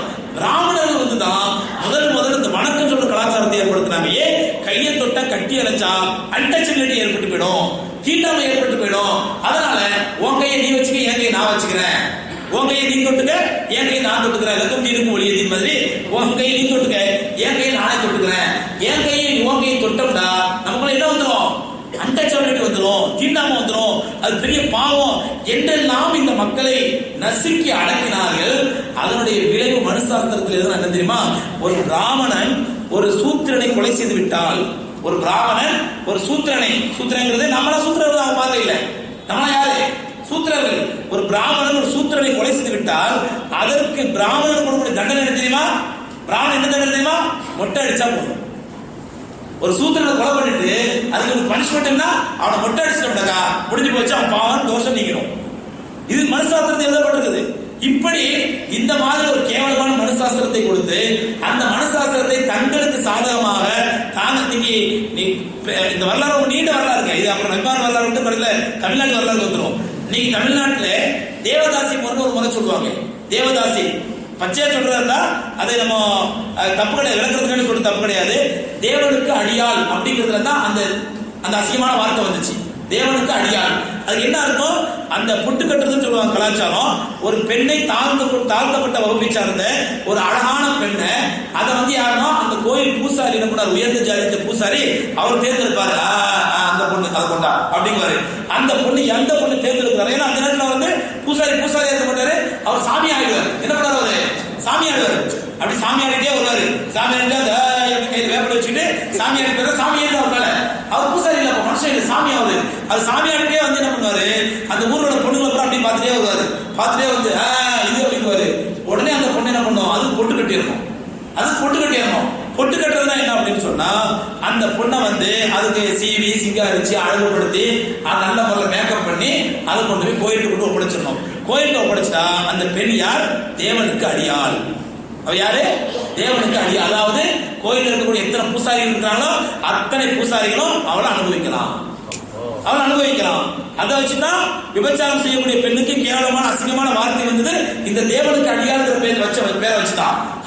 அப்படி அவ என்ன ஆகும் அப்படின்னு சொன்னா காலாகாலத்து இன்னைக்கு அப்படிப்பட்டவங்க யார் இருக்கிறாங்களா அப்படின்னு சொன்னா அப்படிப்பட்டவர்களுடைய வாரிசுகள் இன்னைக்கு இருக்கிறாங்க. அப்படிப்பட்டவருடைய வாரிசுகள் இன்னைக்கு முன்னாள் முதலமைச்சர், அவருடைய அக்கா மகன் எல்லாம் இந்த குலத்தை சார்ந்தவர்கள் தான். அக்கா மகன் தெரியுமா? அவருடைய அக்கா மகன் மருமகன் இறந்து போயிட்டாரு, தெரியாதா? அவருக்கு இன்சியலே கிடையாது தெரியுமா? அவருக்கு இன்சியலே வந்து எம் தான். முதல் சொல்லி அத்தா பேரும் கிடையாது. இவர் பற்றி என்ன பண்ணிட்டாருன்னா நம்ம அம்மாட்ட ரொம்ப அதிகமா வந்து போனது யாரு அப்படின்னு தேடி கண்டுபிடிச்சு யாரோ ஒருத்தர் பிடிச்சிட்டாரு, இவர் தான் என்னோட இன்சியல் பிடிச்சிட்டாரு. மற்றபடி இவர்கள் எல்லாம் அந்த கோத்திரத்தை சார்ந்தவர்கள், அந்த குலத்தை சார்ந்தவர்கள். அப்படிப்பட்ட அந்த தேவதாசி முறை என்று சொல்லக்கூடிய முறையை மக்களுக்கு மத்தியில், தாழ்த்தப்பட்ட மக்களுக்கு மத்தியில் ஏற்படுத்தி அதிலே சுகம் கண்டவர்கள் இந்த பிராமணர்கள். இப்படி எல்லா விதத்திலும் கலாச்சார ரீதியாக, கொள்கை ரீதியாக, சமய ரீதியாக, ஆன்மீக ரீதியாக, சமூக ரீதியாக அனைத்து ரீதிகளிலும் இவர்களுக்கு இன்னைக்கு இந்தியாவில், தமிழ்நாட்டில் குறிப்பா தாழ்த்தப்பட்டவர்களை அடக்கி வச்சு அவர்கள் வெற்றி பெற்றார்கள் என்றால் அந்த தாழ்த்தப்பட்டவர்களுக்கு விடுதலை கொடுத்த ஒரே மார்க்கம் அல்லாஹ்வுடைய தீன் இஸ்லாம் தான். அதனாலதான் கடவுளே இல்லைன்னு சொன்னார் இந்தியா தமிழ்நாட்டில். யாருங்க? பெரியார். ஈவே ராமசாமி சொல்லுவாங்க அவரை. ஈவே ராமசாமி பெரியார். இந்த ஈவே ராமசாமி பெரியார் இவர் வந்து நாயக்கர் வகுப்பை சார்ந்தவர். நாயக்கர் ஒரு உயர்ந்த ஜாதி, இவர் உயர்ந்த ஜாதி சார்ந்தவர், நாயக்கர் வகுப்பை சார்ந்தவர், ஈரோட்டில் பிறந்தவர். இவரு தன்னுடைய புத்தகத்தில் எழுதுறாரு, தன்னுடைய சரிதையில இவர் பள்ளிக்கூடத்துக்கு போகும்போது அங்க போய் பானையில் தண்ணி எடுத்து குடிக்கிறாரு. பானையில் தண்ணி எடுத்து குடிக்கிறாரு. இவரோட படிக்கக்கூடிய ஒரு தாழ்த்தப்பட்ட வகுப்பை சார்ந்த ஒரு பையன் அவன் போய் தண்ணி எடுத்து குடிக்க போறான். வாத்தியார் தண்ணி எடுக்காத அப்படின்னு தட்டிடுறாரு. அவனை தட்டிட்டு என்ன பண்றாரு, அவன் ஒரு அடி அடிச்சு கம்பால ஒரு அடி அடிச்சுட்டு அங்கே எழுது அப்படின்னு சொல்லிட்டு இவர் போய் என்ன பண்றாருன்னா அந்த கிளாஸ் தண்ணி எடுக்கிறாரு. தண்ணி எடுத்து இப்படியே ஊத்துறாரு. அந்த பையன் இப்படி கையை வாங்கி குடிக்கிறான். அவர் கிளாஸ் தொட விடல, கிளாஸ்ல குடிக்க விடல, கிளாஸ்ல இருந்து மேல ஊத்துறாரு. அந்த பையன் என்ன பண்றான், கையில வாங்கி குடிக்கிறான். இதை ஈவே ராமசாமி பாக்குறாரு. சின்ன பையன், ஸ்கூல் படிக்கிற பையன். அந்த காலத்துல யாராவது யோசிக்கிறது கொடுத்துருது. அப்போ பாக்குறாரு, இது என்ன அநியாயமா இருக்குது, நம்ம போய் தண்ணி எடுத்து குடிச்சோம், நம்மள வாத்தியார் குடிக்க விட்டாரு, இந்த பையன் தண்ணி எடுத்து குடிக்க போறோம், இவனை குடிக்க விடாம கையெழுத்து குடிக்க வைக்கிறாரு, இது என்ன கொடூரமா இருக்குது அப்படின்னு சொல்லி நேர வாத்தியார் போய் கேட்கிறாரு. யாரு? ராமசாமி பெரியார். ஐயா என்னையா அநியாயம்டா? பிள்ளை சொல்லக்கூடாதுப்பா, அவன் தாழ்த்தப்பட்டவன் கிளாஸ் தொட்டா என்ன ஆயிடும், தீண்டாமை ஏற்பட்டு போயிடும். ஏன்னா சகோதரர்களே, நம்ம சிட்டிலேயே இருக்கிறோம், நகரத்திலே இருக்கிறோம், நமக்கெல்லாம் இந்த குடும்பம் தெரியறது இல்லை. இன்னைக்கு கிராமங்களில் தாழ்த்தப்பட்ட முறை இருக்குது. இன்னைக்கு நகரங்களில் டீ கடையில கிளாஸ் தனியா வச்சிருப்பாங்க, தாழ்த்தப்பட்டவங்க அவங்க சிரட்டை ஒட்டாங்கச்சி அதெல்லாம் டீ ஊற்றுவாங்க. அதெல்லாம் இன்னைக்கு அந்த முறை பல கிராமங்கள் இருக்குது. அரசாங்கம் எத்தனையோ சட்டங்களை போடுது, எத்தனையோ திட்டங்களை போடுது, இந்த தண்டனை அறிவிக்குது, மாற மாதிரி இல்லை. அந்த அடிப்படையில் இவர் என்ன பண்றாரு, வாத்தியாரு மேல இருந்து குடிச்ச உடனே வாத்தியார் சொல்றாரு, அவன் தாழ்த்தப்பட்டவன், அவனுக்கு தொட்டா பாவமாயிடும் அப்படிங்கிறாரு. அப்ப ராமசாமி சொல்றாரு, என்ன இது அநியாயமா இருக்குது, 2 பேரும் ஒரே வகுப்புல படிக்கிறோம், ஒன்னா விளையாடுறோம், அடுத்தடுத்த வீட்டுல இருக்கிறோம், என் நண்பன் அவன், நான் குடிச்சா தீட்டு இருக்காதுங்கிறீங்க, அவன் குடிச்சா தீட்டு இருக்குன்னு என்ன அர்த்தம்னா அப்படிலாம் சொல்லாதுப்பா, நம்முடைய வேதங்கள் அப்படிதான் இருக்குது. இது என்ன பைத்தியகரத்தனமான வேதம், மனிதன் அடிமைப்படுத்தக்கூடிய வேதம் எப்படி சரியான வேதமா இருக்க முடியும், அது பைத்தியகரத்தனமான வேதத்தை நீங்க எப்படி ஃபாலோ பண்ணலாம் அப்படின்ட்டாரு. சின்ன ஸ்கூல் பையனா இருந்தது. அப்ப அவர் சொல்றாரு, வேதங்கள்லாம் பைத்தியகரத்தான சொல்லாது, அது கடவுளால் அருளப்பட்டது அப்படின்ற உடனே அப்ப அந்த கடவுளும் பைத்தியக்காரன் அப்படின்ட்டாரு. இந்த பைத்தியகாரத்தனமான வேதத்தை சொல்ற கடவுளும் அவனும் பைத்தியக்காரன், அவன் தான் படைச்சாங்க, அவனே மனுஷன் கொஞ்சம் பாகுபாடுபடுத்தினா அப்ப அந்த பைத்தியக்கார கடவுள் வேண்டாம். அதுல இருந்துதான் அவர் கடவுள் இல்லைன்னு சொல்ல ஆரம்பிக்கிறார். கடவுள் இல்லை, கடவுளை வணங்குபவன் காட்டு மிராண்டின்னு சொல்ல ஆரம்பிச்சாரு. கடவுள் இல்லை, கடவுள் இல்லை, கடவுள் இல்லவே இல்லைன்னு சொல்ல ஆரம்பிச்சாரு. அப்போ கடவுள் இல்லைன்னு சொல்ல ஆரம்பிச்ச காரணம் என்னன்னு சொன்னா, அந்த கடவுள் பேரால இவனா ஒரு பைத்தியகாரத்தனமான ஒரு இத்து போன நூலை எழுதி வச்சு அந்த நூல் பேர்ல தன்னுடைய சுயநலனுக்காக மக்களை அடிமைப்படுத்தக்கூடிய இந்த கொடூரமான செயலை செஞ்சதுனாலதான் அவர் கடவுள் சொல்ல ஆரம்பிச்சாரு. அதனாலதான் கடைசி காலத்துல அவருடைய கடைசி காலத்துல கேட்கிறாங்க, ஐயா நீங்க இத்தனை காலமா கடவுள் இல்ல கடவுள் இல்லைன்னு சொல்லிட்டே வந்தீங்க, திடீர்னு ஒரு நாள் கடவுளுக்கு முன்னாடி நான் தான் கடவுள் அப்படின்னா என்னையா பண்ணுவீங்க? வெங்காயம் ஒத்துனர் காலில் விழுந்துருவேன், ஒத்துனர் காலில் விழுந்துருவேன், எனக்கு கடவுளுக்கு என்னையா பிரச்சனை, எனக்கு கடவுளுக்கு என்ன தகராறு, இவன் கடவுள் பேரால இவன் அராஜகம் பண்றான், அநியாயம் பண்றான், அதனாலதான் எனக்கு கடவுளை திட்டுறேன், கடவுளுக்கு எனக்கு பிரச்சனை கிடையாது. அதனாலதான் பிற்காலத்தில் சீலையம்பட்டிங்கிற ஊர்ல, தேனி மாவட்டம் சீலையம்பட்டிங்கிற ஊர்ல ஒரு குறிப்பிட்ட குழுவினர் இஸ்லாத்தை ஏற்றுத்தான் கேள்விப்பட்ட உடனே திருச்சிக்கு ரயில்வே மீட்டிங்க்கு பேச வந்த பெரியாரு கேள்விப்பட்டு தேனிக்கு போறாரு. போய் அந்த சீலையம்பட்டி மக்களை பாக்குறாரு.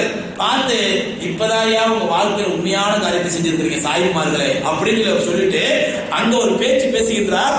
அந்த பேச்சு இன்னைக்கும் பெரியார் திடல்ல உள்ள நூலகத்துல போய் பாருங்க, இன இழிவு நீங்க இஸ்லாம் ஒன்றே நன்மருந்து அப்படிங்கிற பேர்ல பெரியார் பேசுறது. அதே மாதிரி நம்ம டாக்டர் அப்துல்லா மருமம் மூத்தா போயிட்டாரு. அவர் இஸ்லாத்தை ஏற்ற உடனே அவர் செஞ்ச முதல் காரியம் என்ன அப்படின்னா, தந்தை பெரியார் இஸ்லாத்தை ஏற்றாரா எதிர்த்தாரா அப்படின்னு ஒரு ஆராய்ச்சி பண்ணாரு. அவர் அல்லாஹ் அந்த ஆராய்ச்சி முழுவதற்கு மேல அவர் கூப்பிட்டுட்டான். அவரை தந்தை பெரியார் இஸ்லாத்தை ஏற்றாரா எதிர்த்தாரான்னு சொல்லி அவர் பெரிய ஆராய்ச்சி பண்ணி ஒரு டிவிலாம் வந்துருக்குது. டிவி ரொம்ப முழுமையா இல்லாட்டாலும் ஓரளவு செஞ்ச வரைக்கும் அந்த டிவிலாம் வந்திருக்குது. எதுக்காண்டி சொல்றா சகோதரர்களே, அந்த அடிப்படையில தான் இன்னைக்கு ஏதோ பெரியார் மாதிரி அண்ணா மாதிரி ஆளுங்க இங்க இந்த சுயமரியாதை, சுய பிரச்சாரம், மக்களுக்கு மத்திய விழிப்புணர்வு பிரச்சாரம் இதெல்லாம் அவங்க இந்த கொள்கையை ஏற்படுத்துறதுனால இன்னைக்கு வரைக்கும் தமிழ்நாட்டுல வடநாட்டு அளவுக்கு இங்க RSS பிஜேபியோ கால் ஊன்ற முடியவில்லை. காரணம் என்ன, இந்த மாதிரி ஆளுங்க ஏற்படுத்தி போன ஒரு தளம், ஒரு பேஸ்மெண்ட், இந்த மாதிரி ஆளுங்க ஸ்ட்ராங்கா ஒரு பேஸ்மெண்ட் ஏற்படுத்தி போயிட்டாங்க. இன்னைக்கு அது 4 செஞ்சு போச்சு, அதே விஷயம். நீ 4 செஞ்சுக்கிட்டே வருது. அவங்க ஏற்படுத்தின பேசிங்கன்னா அந்த பேஸ்மெண்ட் அவங்க உலக ரீதியாக தான் ஏற்படுத்தினால தவிர ஆகரத்து ரீதியாக அவங்க ஏற்படுத்தல. ஆகரத்தை நம்பி அந்த பேஸ்மெண்ட் ஏற்படுத்திட்டாங்கன்னா ரசூலுல்லாஹ்வுடைய மார்க்க காலமாக அது வளர்ந்துருக்கும். அல்லாஹ் ரசூலுல்லாஹ் தான் ஒரு புரட்சி செஞ்சாங்க மக்களை. அந்த புரட்சி உலகம் முழுவதும் பரவியிருக்குதுல. பெரியாருடைய புரட்சியை மற்றவர்களும் பரவலண்டா அந்த பேசிக் அவர் உலக ரீதியா செஞ்சுட்டாரு, உலக அடிப்படையில் மட்டும் செஞ்சாரு. அங்க ஆகரத்தையும் மறுமையும் இல்லை. அதனால அவரோட அந்த பேசிக் அழிஞ்சு போச்சு.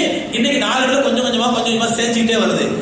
இப்படி இந்த யூதருடைய வம்சாவளியில் இருந்த பிராமணர்கள் தமிழ்நாட்டை இவர்கள் டிவைட் அண்ட் ரூல் பாலிசி பண்ணி ஜாதி ரீதியாக மத ரீதியாக பிரிச்சு அதற்கெல்லாம் இஸ்லாம் சொல்லக்கூடிய ஒரே இறை, ஒரே சகோதரத்துவம், ஒரே பிள்ளை, ஒரே பெற்றோருடைய பிள்ளைகள், ஒரே ஆதமுடைய மக்கள், அன்றும் சபாவுக்கு அஸ்னானின் முஷ்டி, நீங்கள் சீப்பின் பற்களை போட்டு சமமானவர்கள் அப்படிங்கிற கொள்கைகளுக்கெல்லாம் இந்த டிவைட் அண்ட் ரூல் பாலிசிங்கிறது ஒரு எதிரான கொள்கையா இருக்கிறதுனாலதான் இன்னைக்கு வரைக்கும் RSSம் பிஜேபியும் மதவெறியர்களும் சல்பரிவார்களும் இஸ்லாம் தான் அவங்களுக்கு பிடிக்கலையே. இது கொள்கை ரீதியாக இந்த முஸ்லீம்லாம் தொப்பி போடுறாங்க, அதனால இதை பிடிக்கல, முஸ்லீம்லாம் நோய் வைக்கிற அதற்கு காரணம் அல்ல. இது கொள்கை என்பது எங்களுடைய கொள்கை. நாங்கள் மக்களை வசப்படுத்துவதற்கு, மக்களை அடிமைப்படுத்துவதற்கு, அவங்க ஏமாத்துறதுக்கு, சுரண்டுறதுக்கு நாங்கள் எந்த ஒரு கொள்கையை இந்திய மக்கள் மத்தியில் பயன்படுத்துறோமோ அதை தகர்த்தெறியும் வண்ணம் ஒரு இஸ்லாமிய கொள்கை வந்துட்டதுனாலதான் அவங்களால இஸ்லாத்தை ஜீரணிக்க முடியல. இன்னைக்கு RSS பஜ்ரங் தளால RSS சங்பரிவார்களால இஸ்லாத்தை ஜீரணிக்க முடியல. இந்த டிவைட் அண்ட் ரூல் பாலிசி அவங்க கத்துக்கிறது யாருக்கு இருந்து? ஃபிரௌன். அதான் அல்லாஹ் சொல்றான், அவன் மக்களை பல பிரிவுகளாக பிரித்து அதில் ஒரு கூட்டத்தினரை பலகீனப்படுத்தி தாழ்த்தப்பட்டவன் எல்லாம் ஒடுக்கப்பட்டவன் என்று அவர்களை மென்டலா அவர்களை மூளைச்சலவை செய்து அவர்களை வைத்து அபுனாஅஹும் அவருடைய தேவைப்பட்டால் அவருடைய ஆண் பிள்ளைகளை எல்லாம் கொன்று குவித்தார்கள். இந்த வம்சம் வளர்ந்துடக்கூடாது, இந்த கூட்டம் வளர்ந்துடக்கூடாது, ஆண் பிள்ளைகள் எல்லாம் கொலை செய்ய ஆரம்பித்தார்கள். அதே நேரத்தில் தாங்கள் அனுபவிப்பதற்காக அவருடைய பெண் பிள்ளைகளை மட்டும் உயிரோடு விட்டு வைத்தார்கள். எந்த அளவுக்கு கொடுமானம் பாருங்க, எந்த அளவுக்கு கொடுமானம் பாருங்க. இந்த வம்சம் வளர்ந்துடக்கூடாது, வளர்ந்தா நமக்கு எதிராக ஆயிரம் சொல்லி ஆண் பிள்ளைகள் எல்லாம் கொள்ள ஆரம்பிச்சான். அதே மாதிரி பெண் பிள்ளைகளை உயிரோடு விட்டு வச்சாங்க. இவங்க வீட்டு வேலைக்கு உதவும், இவங்களுடைய கல்வி வேலைக்கு உதவும், அதே தேவைப்பட்ட அவங்களை அனுபவிச்சுக்கலாம். இதற்காக பெண் பிள்ளைகளை மட்டும் என்ன பண்ணாங்க, உயிரோடு விட்டு வச்சாங்க அப்படிங்கிறாங்களா. இது இந்த ஆண் பிள்ளைகளை கொள்வதும் பெண் பிள்ளைகளை உயிரோடு விட்டு வைப்பது என்பது இது ஃபிரௌன் செய்த ஒரு குறிப்பிட்ட நாள்ல செய்த காரியம் அல்ல, அவன் ரெகுலராகவே செய்யறது. அவனுடைய பாலிசியில் உள்ளது ஒண்ணு. அந்த பாலிசி அடிப்படையில் தான் அவன் ஒரு கனவு காண்றான். என்ன கனவு காண்றான்? ஒரு பனி இஸ்ராயேல்ல ஒரு அந்த தாழ்த்தப்பட்டவர்கள ஒரு குழந்தை பிறப்பதை போன்றோம். அந்த குழந்தை தன்னுடைய ஆட்சியில தன்னுடைய ஆட்சிக்கு கல்லெறிவதை போன்றோம். கல்லெறிஞ்ச உடனே தன்னுடைய சிம்மாசனம் அப்படி செதற மாதிரியும் இவன் ஒரு கனவு கண்டான். கனவு கண்ட உடனே தன்னுடைய ஜோசிக்காரெல்லாம் கூப்பிட்டு கேட்கறான். ஜோசிக்காரர்கள் சூரியக்காரர்கள் கூப்பிட்டு கேட்கறான், நான் இந்த மாதிரி கனவு கண்ட என்ன விளக்கம் கண்ட உடனே அப்ப அந்த ஜோசிக்காரன் சொல்றான், மன்னரே இந்த பனி இஸ்ராயேல்ல ஒரு குழந்தை பிறக்கும் போது அந்த குழந்தை மூலமாக உங்களுடைய ஆட்சி அழிய போகுது, உங்களுடைய ஆட்சியின் அழிவுக்கு அந்த குழந்தை ஒரு காரணமா இருக்கும் அப்படின்னு சொல்லி ஜோசியர்கள் சொன்ன உடனே இவன் அந்த ரெகுலர் சிஸ்டத்தை ரொம்ப தீவிரப்படுத்துறான். எந்த ரெகுலர் சிஸ்டத்தை? ஆண் குழந்தைகள்லாம் கொண்டு பெண் குழந்தைகள்லாம் விட்டு வைக்கிற பாருங்க, இந்த ரெகுலர் சிஸ்டத்தை இன்னும் தீவிரப்படுத்தும். அப்படியா பனி இஸ்ராயேல்ல ஒரு ஆண் குழந்தை பிறக்குமா, புடி எல்லா ஆண் குழந்தையும் விட்டு தெல்லு, எல்லாத்தையும் எடுத்து ஆர்டர் போட்டான். ஆண் குழந்தை ரெகுலரா எப்பவுமே கொண்டுதான், இப்ப ஓவரா கொள்ள ஆரம்பிச்சிட்டாங்க. கொள்ள ஆரம்பிச்ச பிறகு கிபத்தியர் வர்றாங்க ஃபிரௌன்ட்ட. அவனோட கோத்திர அவன் குலத்தை சார்ந்த உயர் ஜாதிகள் வர்றாங்க ஃபிரௌன்ட்ட. ஃபிரௌனே நீ இப்போ எப்பவும் ரெகுலரா கொண்டுதான் வாஸ்தவம் தான், ஆனா இப்ப ஓவரா கொண்டுட்டு இருக்கிற. அப்படி கொண்டதுனால என்ன ஆகுது அப்படின்னு சொன்னா, இது அவங்க வம்சம் அழியும் ஒண்ணு. ஆனா இந்த பொம்பளைங்களாம் ரொம்ப கஷ்டமான வேலை செய்ய முடியல. பொம்பளைங்க வச்சு எவ்வளவு வேலை வாங்க முடியும்? கஷ்டமான வேலை செய்யறது ஆம்பளை வேணுமா இல்லையா? அதனால கொஞ்சம் ஆம்பளைகள் விட்டு நீ பாட்டு அநியாயத்துக்கு கொண்டு போச்சுனாக்கா நமக்கு கஷ்டமான வேலை செய்யறது அடிமையும் கிடைக்க மாட்டேங்கிறாங்க. அதனால நீங்க ஏதாவது மாற்று ஏற்பாடு பண்ணு. இது உன்னுடைய அரசாட்சி கவலை போதுங்கிறதுக்காக இது ஜோசிக்காரர் சொன்னாங்க, நீ ஒட்டுமொத்தமா அழிச்சுட்டாக்கா அப்புறம் நம்ம கஷ்டமான வேலை செஞ்சு யாருமே ஆளுவியே அப்படின்னு முறையிடுறாங்க. பாருங்க, அதாவது ஒரு மனித குலத்தை அழிப்பது என்பது எவ்வளவு சாதாரண விஷயமா யோசிச்சு பாருங்க தன்னுடைய சுயநலங்களுக்காக. அப்ப ஃபிரௌன் சொல்றான், அப்படி என்ன பண்ணலாம், இப்படி ஒரு காரியம் பண்ணுவோமா, ஒரு நாளைக்கு பிறகுற குழந்தைய பூரா, ஒரு வருஷம் பிறகுற குழந்தைய பூரா விட்டுருவோம், அடுத்த வருஷம் பிறகுற குழந்தைய பூரா விட்டுருவோம், ஆண் குழந்தைகளை அப்படி சட்டம் போடுவோமா? சரி ஓகே. அந்த மாதிரி என்ன பண்றான், ஒரு வருஷம் பிறக்கக்கூடிய குழந்தைகளை பூரா விட்டு போறான், அடுத்த வருஷம் விட்டு, அதுக்கு அடுத்த வருஷம் வெட்டு, இப்படி ஒரு சட்டம் ஆல்டர்னேட்டிவ் இயர்ஸ்ல மாறி வருஷங்கள்ல நீ வெட்டுங்க அப்படின்னு போட்ட உடனே அதுலதான் முதல் வருஷம் வெட்டப்படும் வருஷம், குழந்தைகள் வெட்டப்படும் வருஷம். அந்த வருஷத்துலதான் யார் பிறக்கிறாங்க? மூசா அலைஹிஸ்ஸலாம் பிறக்கிறாங்க. அதுக்கு அடுத்த வருஷம் விடப்படும் வருஷம், அந்த வருஷத்துலதான் ஹாரூன் அலைஹிஸ்ஸலாம் பிறக்கிறாங்க. புரிஞ்சுங்களா? மூசா அலைஹிஸ்ஸலாம் பிறக்கிறது வெட்டப்படும் வருஷத்துல, அதுக்கு அடுத்த வருஷம் ஒரு வருஷம் விட்டுருவோம் அப்படிங்க. அந்த வருஷத்துல யார் பிறக்கிறாங்க? ஹாரூன் அலைஹிஸ்ஸலாம் பிறக்கிறாங்க. அவங்களுடைய தம்பி, சொந்த தம்பி இல்ல, சச்சா பெரியத்தம்மா தம்பி. சரி, இந்த வருஷம் மூசா அலைஹிஸ்ஸலாம் பிறந்துட்டாங்க. பிறந்த உடனே நடந்த சம்பவத்தை அல்லாஹ் சொல்றான் பாருங்க, வனுரீத நமுன்ன அலல்லதீன ஸ்துதிஉ ஃபில் அர்தி, இந்த பலகீனமான மக்கள் மீது நாம் அருள் செய்ய நாடினோம். யாரு? அல்லாஹ் நாடிட்டான். அந்த பனி இஸ்ராயேல்கள் இப்படிப்பா பாதிக்கப்படுற, சித்திரவதைப்படுத்தப்படுறான், தாழ்த்தப்பட்டவனா இருக்கலாம், ஒடுக்கப்பட்டவனா இருக்கலாம், இவன் நம்ம தான் ஹெல்ப் பண்ணணும் அப்படின்னு அல்லாஹ் முடிவு பண்ணி இந்த சமுதாயத்தை, நீங்க தாழ்த்தப்பட்ட சமுதாயமா இருக்கணும், இந்த சமுதாயத்தை தலைவர்கள் சமுதாயமா இருக்கணும், இவங்களுக்கு தலைமைத்துவத்தை கொடுக்கணும், மேலும் அந்த ஃபிரௌனுடைய ஆட்சியினுடைய வாரிசுகளாக இவர்களை ஆக்கணும் அப்படின்னு நாம் நாடினோம். ஒரு மக்களிடம் ஃபில் அர்தி, அதன் மூலமாக இந்த உலகத்தில் அவர்களுக்கு ஒரு நல்ல ஒரு இருப்பிடத்தை ஏற்படுத்தி கொடுக்கணும். ஒரு நுரியவு ஃபிரௌன வ ஹாமான வ ஜுனூதஹா மின்ஹும் மா கானூ யஹ்தரூன், இந்த ஃபிரௌனுக்கும் அவனுடைய ஹாமான், அவனுடைய மந்திரி, அவனுக்கு பின்னாடி வரும், அவனுடைய மந்திரி அந்த ஹாமான் சொல்லி, அந்த ஹாமானுக்கும் அவனுடைய கூட்டத்தாருக்கும் இவர்கள் செய்யக்கூடிய காரியம் எவ்வளவு மோசமானது என்பதை இந்த உலகத்தாரின் மூலமா நாம் விளக்கணும் அப்படின்னு முடிவு பண்ண உடனே அல்லாஹ் சுப்ஹானஹு வ தஆலா ஃபிரௌனுடைய சூழ்ச்சியை மீறி யார் பிறந்தாங்க? மூசா அலைஹிஸ்ஸலாம் பிறந்தாங்க. மூசா அலைஹிஸ்ஸலாம் பிறந்தது தஃசீர்ல வருது அப்படின்னு சொன்னா, அதாவது ஒரு பெண் குழந்தை பிறந்துட்டா, குழந்தை உண்டாயிட்டாலே அந்த கண்காணிப்பு கூட்டம் வந்துருமா, வந்து அவளை கண்காணிச்சுட்டே இருப்பாங்களாம். எத்தனை மாசம் ஆச்சு? 6 மாசம் ஆச்சா? ஓகே, இப்ப போயிடுவாங்க. எத்தனை மாசம் ஆச்சு? 8 மாசம் ஆச்சா? இப்ப இன்னைக்கு ஆரம்ப மருத்துவ நிலையம் வச்சிருக்காங்கல்ல, கர்ப்பிணி பெண்களுக்கு ஊசி போடுறதுக்கு, டிராப்ஸ் போடுறதுக்கு ஒரு கார்டு கொடுத்துறாங்க. அந்த கார்டுல என்னென்ன டிராப்ஸ் இந்த மாசத்துல போடணும்னு சொல்றாங்களே, அது குழந்தையை பாதுகாக்கிறதுக்காண்டி. அதே மாதிரி என்ன பண்ணுவாங்க, குழந்தையை சாவடிக்கிறதுக்காண்டி தினந்தோறும் வாட்ச் பண்ணுவாங்க. மாசம் மாசம் வந்து பிறந்துச்சா அப்படின்னு, என்ன குழந்தை, ஆண் குழந்தையா, ஒரே போடு போட்டு தாய் கண்டதில்லையே, பெண் குழந்தையா விட்டு போயிடுவாங்க. இது இப்படி நடைபெற இருக்கும்போது மூசா அலைஹிஸ்ஸலாத்து வஸ்ஸலாமுடைய தாயாருக்கு வயிற்றுல கருவா உருவாராங்க மூசா அலைஹிஸ்ஸலாம். ஆனால் அந்த அம்மாவுக்கு கரு வளர்ந்தது யாருக்குமே வெளியே தெரியல. வயிறு பெருசாகிறது இது ஒன்றும் பாரதமான விஷயம் அல்ல. இன்னைக்கு சில பேர் பாத்தீங்கன்னா, இன்னும் 6 மாசமா வயிறே தெரியல அப்படிங்க பெண்கள், 8 மாசமா வயிறே தெரியலையே அப்படிங்குவாங்க. சில பெண்களுக்கு வந்து அல்லாஹ் இயற்கையா அப்படி பண்ணுவான். அவங்களுக்கு சில பெண்கள் வயிறு ரொம்ப பெருசா தெரியும் கர்ப்பிணி பெண்களுக்கு, சில பெண்களுக்கு வயிறே தெரியாது. அந்த மாதிரி அந்த அம்மாவுக்கு அல்லாஹ் சுப்ஹானஹு எப்படி ஆகிட்டாண்டா, வயிறே வெளியே தெரியாத அளவுக்கு, அவங்க கர்ப்பிணியே வெளியே தெரியாத அளவுக்கு அல்லாஹ் ஆகிட்டான். திடீர்னு குழந்தை பிறந்துட்டாங்க. பிறந்த உடனே இந்த தாய் பதறாங்க. மூசா அலைஹிஸ்ஸலாம் அம்மா பதறாங்க. யா அல்லாஹ், நான் என்ன பண்ணுவேன்? அல்லாஹ் இல்ல, அவங்க கடவுள் கேட்கிறாங்க, நான் என்ன பண்ணுவேன், எப்படி பண்ணுவேன், இந்த குழந்தையை பாதுகாக்கணுமே, ஃபிரௌன் கூட்டத்தார் வந்தா குழந்தையை அழிச்சிட்டு போயிடுவானுங்களே, பதறாங்க அந்த அம்மா. அப்ப அல்லாஹ் சுப்ஹானஹு வ தஆலா சொல்றான், வௌஹைனா இலா உம்மி மூசா, மூசாவுடைய தாய்க்கு நாம் வஹி அறிவித்தோம். வஹி அறிவித்தோம்னா, வஹின்னா நபிமார்கள் மூலமா ஜிப்ரீல் அலைஹிஸ்ஸலாம் அறிவிக்கிறதுல உள்ளத்துல போட்டான் அல்லாஹ். உள்ளத்துல இந்த செய்தியை போட்டான் அல்லாஹ். எப்படி போட்டான்?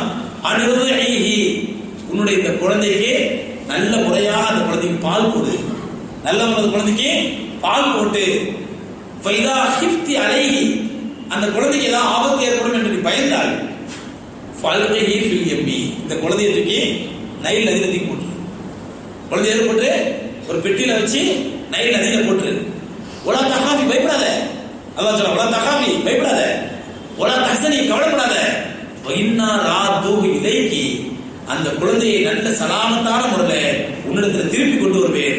வஜாயிலு மினல் முர்சலீன், நான் இந்த குழந்தையை பின்னாடி ரசூலாக ஆக்க போகிறேன். வஜாயிலு மினல் முர்சலீன், இந்த குழந்தையை நான் பின்னாடி ரசூலா ஆக்க போறேன் அப்படின்னு அல்லாஹ் சொன்னான். சொன்ன உடனே நம்ம என்ன பண்ணுவாங்கன்னா, அல்லாஹ் மனசுல போட்ட உடனே நம்ம ஒரு தெம்பு வந்துருச்சு. ஆஹா, நம்ம புள்ள வந்து ஒரு அற்புதமான புள்ள, அல்லாஹ் கிட்ட நம்ம வஹிலாம் வந்துருக்குது அப்படின்னு நினைச்சிட்டு இந்த அம்மா என்ன பண்ணுவாங்களா, ஒரு பால் கொடுத்துட்டு இருப்பாங்க, நல்லா பராமரிச்சுட்டு இருப்பாங்களா. ஃபிரௌனுடைய கும்பல் வருதுன்னு தெரிஞ்ச உடனே டக்குனு அந்த குழந்தையை கொண்டு போய் ஒரு பெட்டிக்குள்ள வச்சு அதில் ஒரு கயிறை கட்டி இதுல விட்டுருவாங்க. இதுல நைல் நதியில அந்த கயிறை தான் கையில வச்சுப்பாங்களாம். அப்புறம் அவங்க போன உடனே, அந்த கூட்டம் போன உடனே கையை பிடிச்சி இழுத்து குழந்தைய எடுத்து வச்சுப்பாங்களாம். திரும்ப எப்பாவது வரும்போது அதே மாதிரி இந்த பெட்டில தூக்கி போட்டு கையில விட்டுருவாங்க. இப்படியும் ஒரு தடவை பண்ணிட்டு இருக்கும்போது ஒரு தடவை திடுதிப்புன்னு ஃபிரௌனுடைய ஆளுநர் வந்துடுறாங்க. இந்த அம்மா அவசரத்துல குழந்தைய பெட்டில வச்சுட்டு கையில கட்ட மறந்துட்டாங்க. கையில கட்ட மறந்துட்டாங்க. குழந்தை தண்ணியில போயிடுச்சு. குழந்தை பெட்டில வச்சு குழந்தை என்ன போயிடுச்சு, தண்ணியில போயிடுச்சு. தண்ணியில போன உடனே தான் அல்லாஹ் சுப்ஹானஹு வ தஆலா அந்த அம்மாக்கு இந்த ஆறுதல் செய்தி சொல்றான். கவலைப்படாத, தைரியமா இரு, அந்த குழந்தை நல்ல கொண்டு சேர்ப்பேன், அது ரசூலாக போறேன், நீ தைரியமா இரு அப்படின்னு அல்லாஹ் சொன்னான். சொல்லிட்டு அந்த குழந்தை என்னாச்சு, நைல் நதியில பெட்டி மிதந்துகிட்டே வருது. ஃபிரௌனுடைய மனைவி பெயர் ஆசியா அம்மையார். இந்த அம்மையார் வந்து ஒரு நல்ல மூமினா இருந்தாங்க, அல்லாஹ்வுக்கு பயந்த மூமினா இருந்தாங்க. ஏன்னா அந்த காலத்துல நபிமார்கள் வரலாறு தொடர்ந்து மூமின்கள் இருக்கிறாங்களே. ஃபிரௌனுக்கும் அந்த அம்மாவுக்கு வந்து ஆகாது, அவங்களுக்கு குழந்தையும் கிடையாது. ஃபிரௌனுக்கும் அந்த அம்மாவுக்கு ஆசியா அம்மையார் குழந்தையும் கிடையாது. அல்லாஹ் குர்ஆன்ல சொல்றான், இப்ராஹிம் ஃபிரௌனுடைய மனைவி மாதிரி நல்ல பெண்கள் உலகத்தில் இருந்தாங்க அப்படின்னு அல்லாஹ் குர்ஆன்ல சொல்லி காட்டுறாங்க சூரா தஹ்ரீம்ல. சோ அந்த அம்மையாரும் ஃபிரௌனும் உட்கார்ந்து இருக்காங்க. ஒரு நைல் நதி, அப்படியே நைல் நதி ஒட்டி தான் அவனோட அரண்மனை இருந்தது, ஃபிரௌனுடைய அரண்மனை. அந்த நைல் நதியில ஒரு பெட்டி மிதந்து வருது. இந்த நைல் நதியோட ஸ்பெஷாலிட்டி என்ன அப்படின்னு சொன்னா, இது ஆப்பிரிக்காவில் உருவாகி சுமார் 12,000 மைல்கள் 12,000 மைல்கள் நீளமான நதி. உலகத்திலே மிக நீளமான நதி, வற்றாத ஜீவ நதி. எந்த நேரத்தில் போனாலும் தண்ணி ஓடிட்டு இருக்காங்க. வருஷம் முழுவதும் எப்போ தண்ணி ஓடிட்டு இருக்கோம். நாங்க ஈஜிப்ட் போகும்போது நைல் நதியில கப்பல் ஓடிட்டு இருக்கோம்.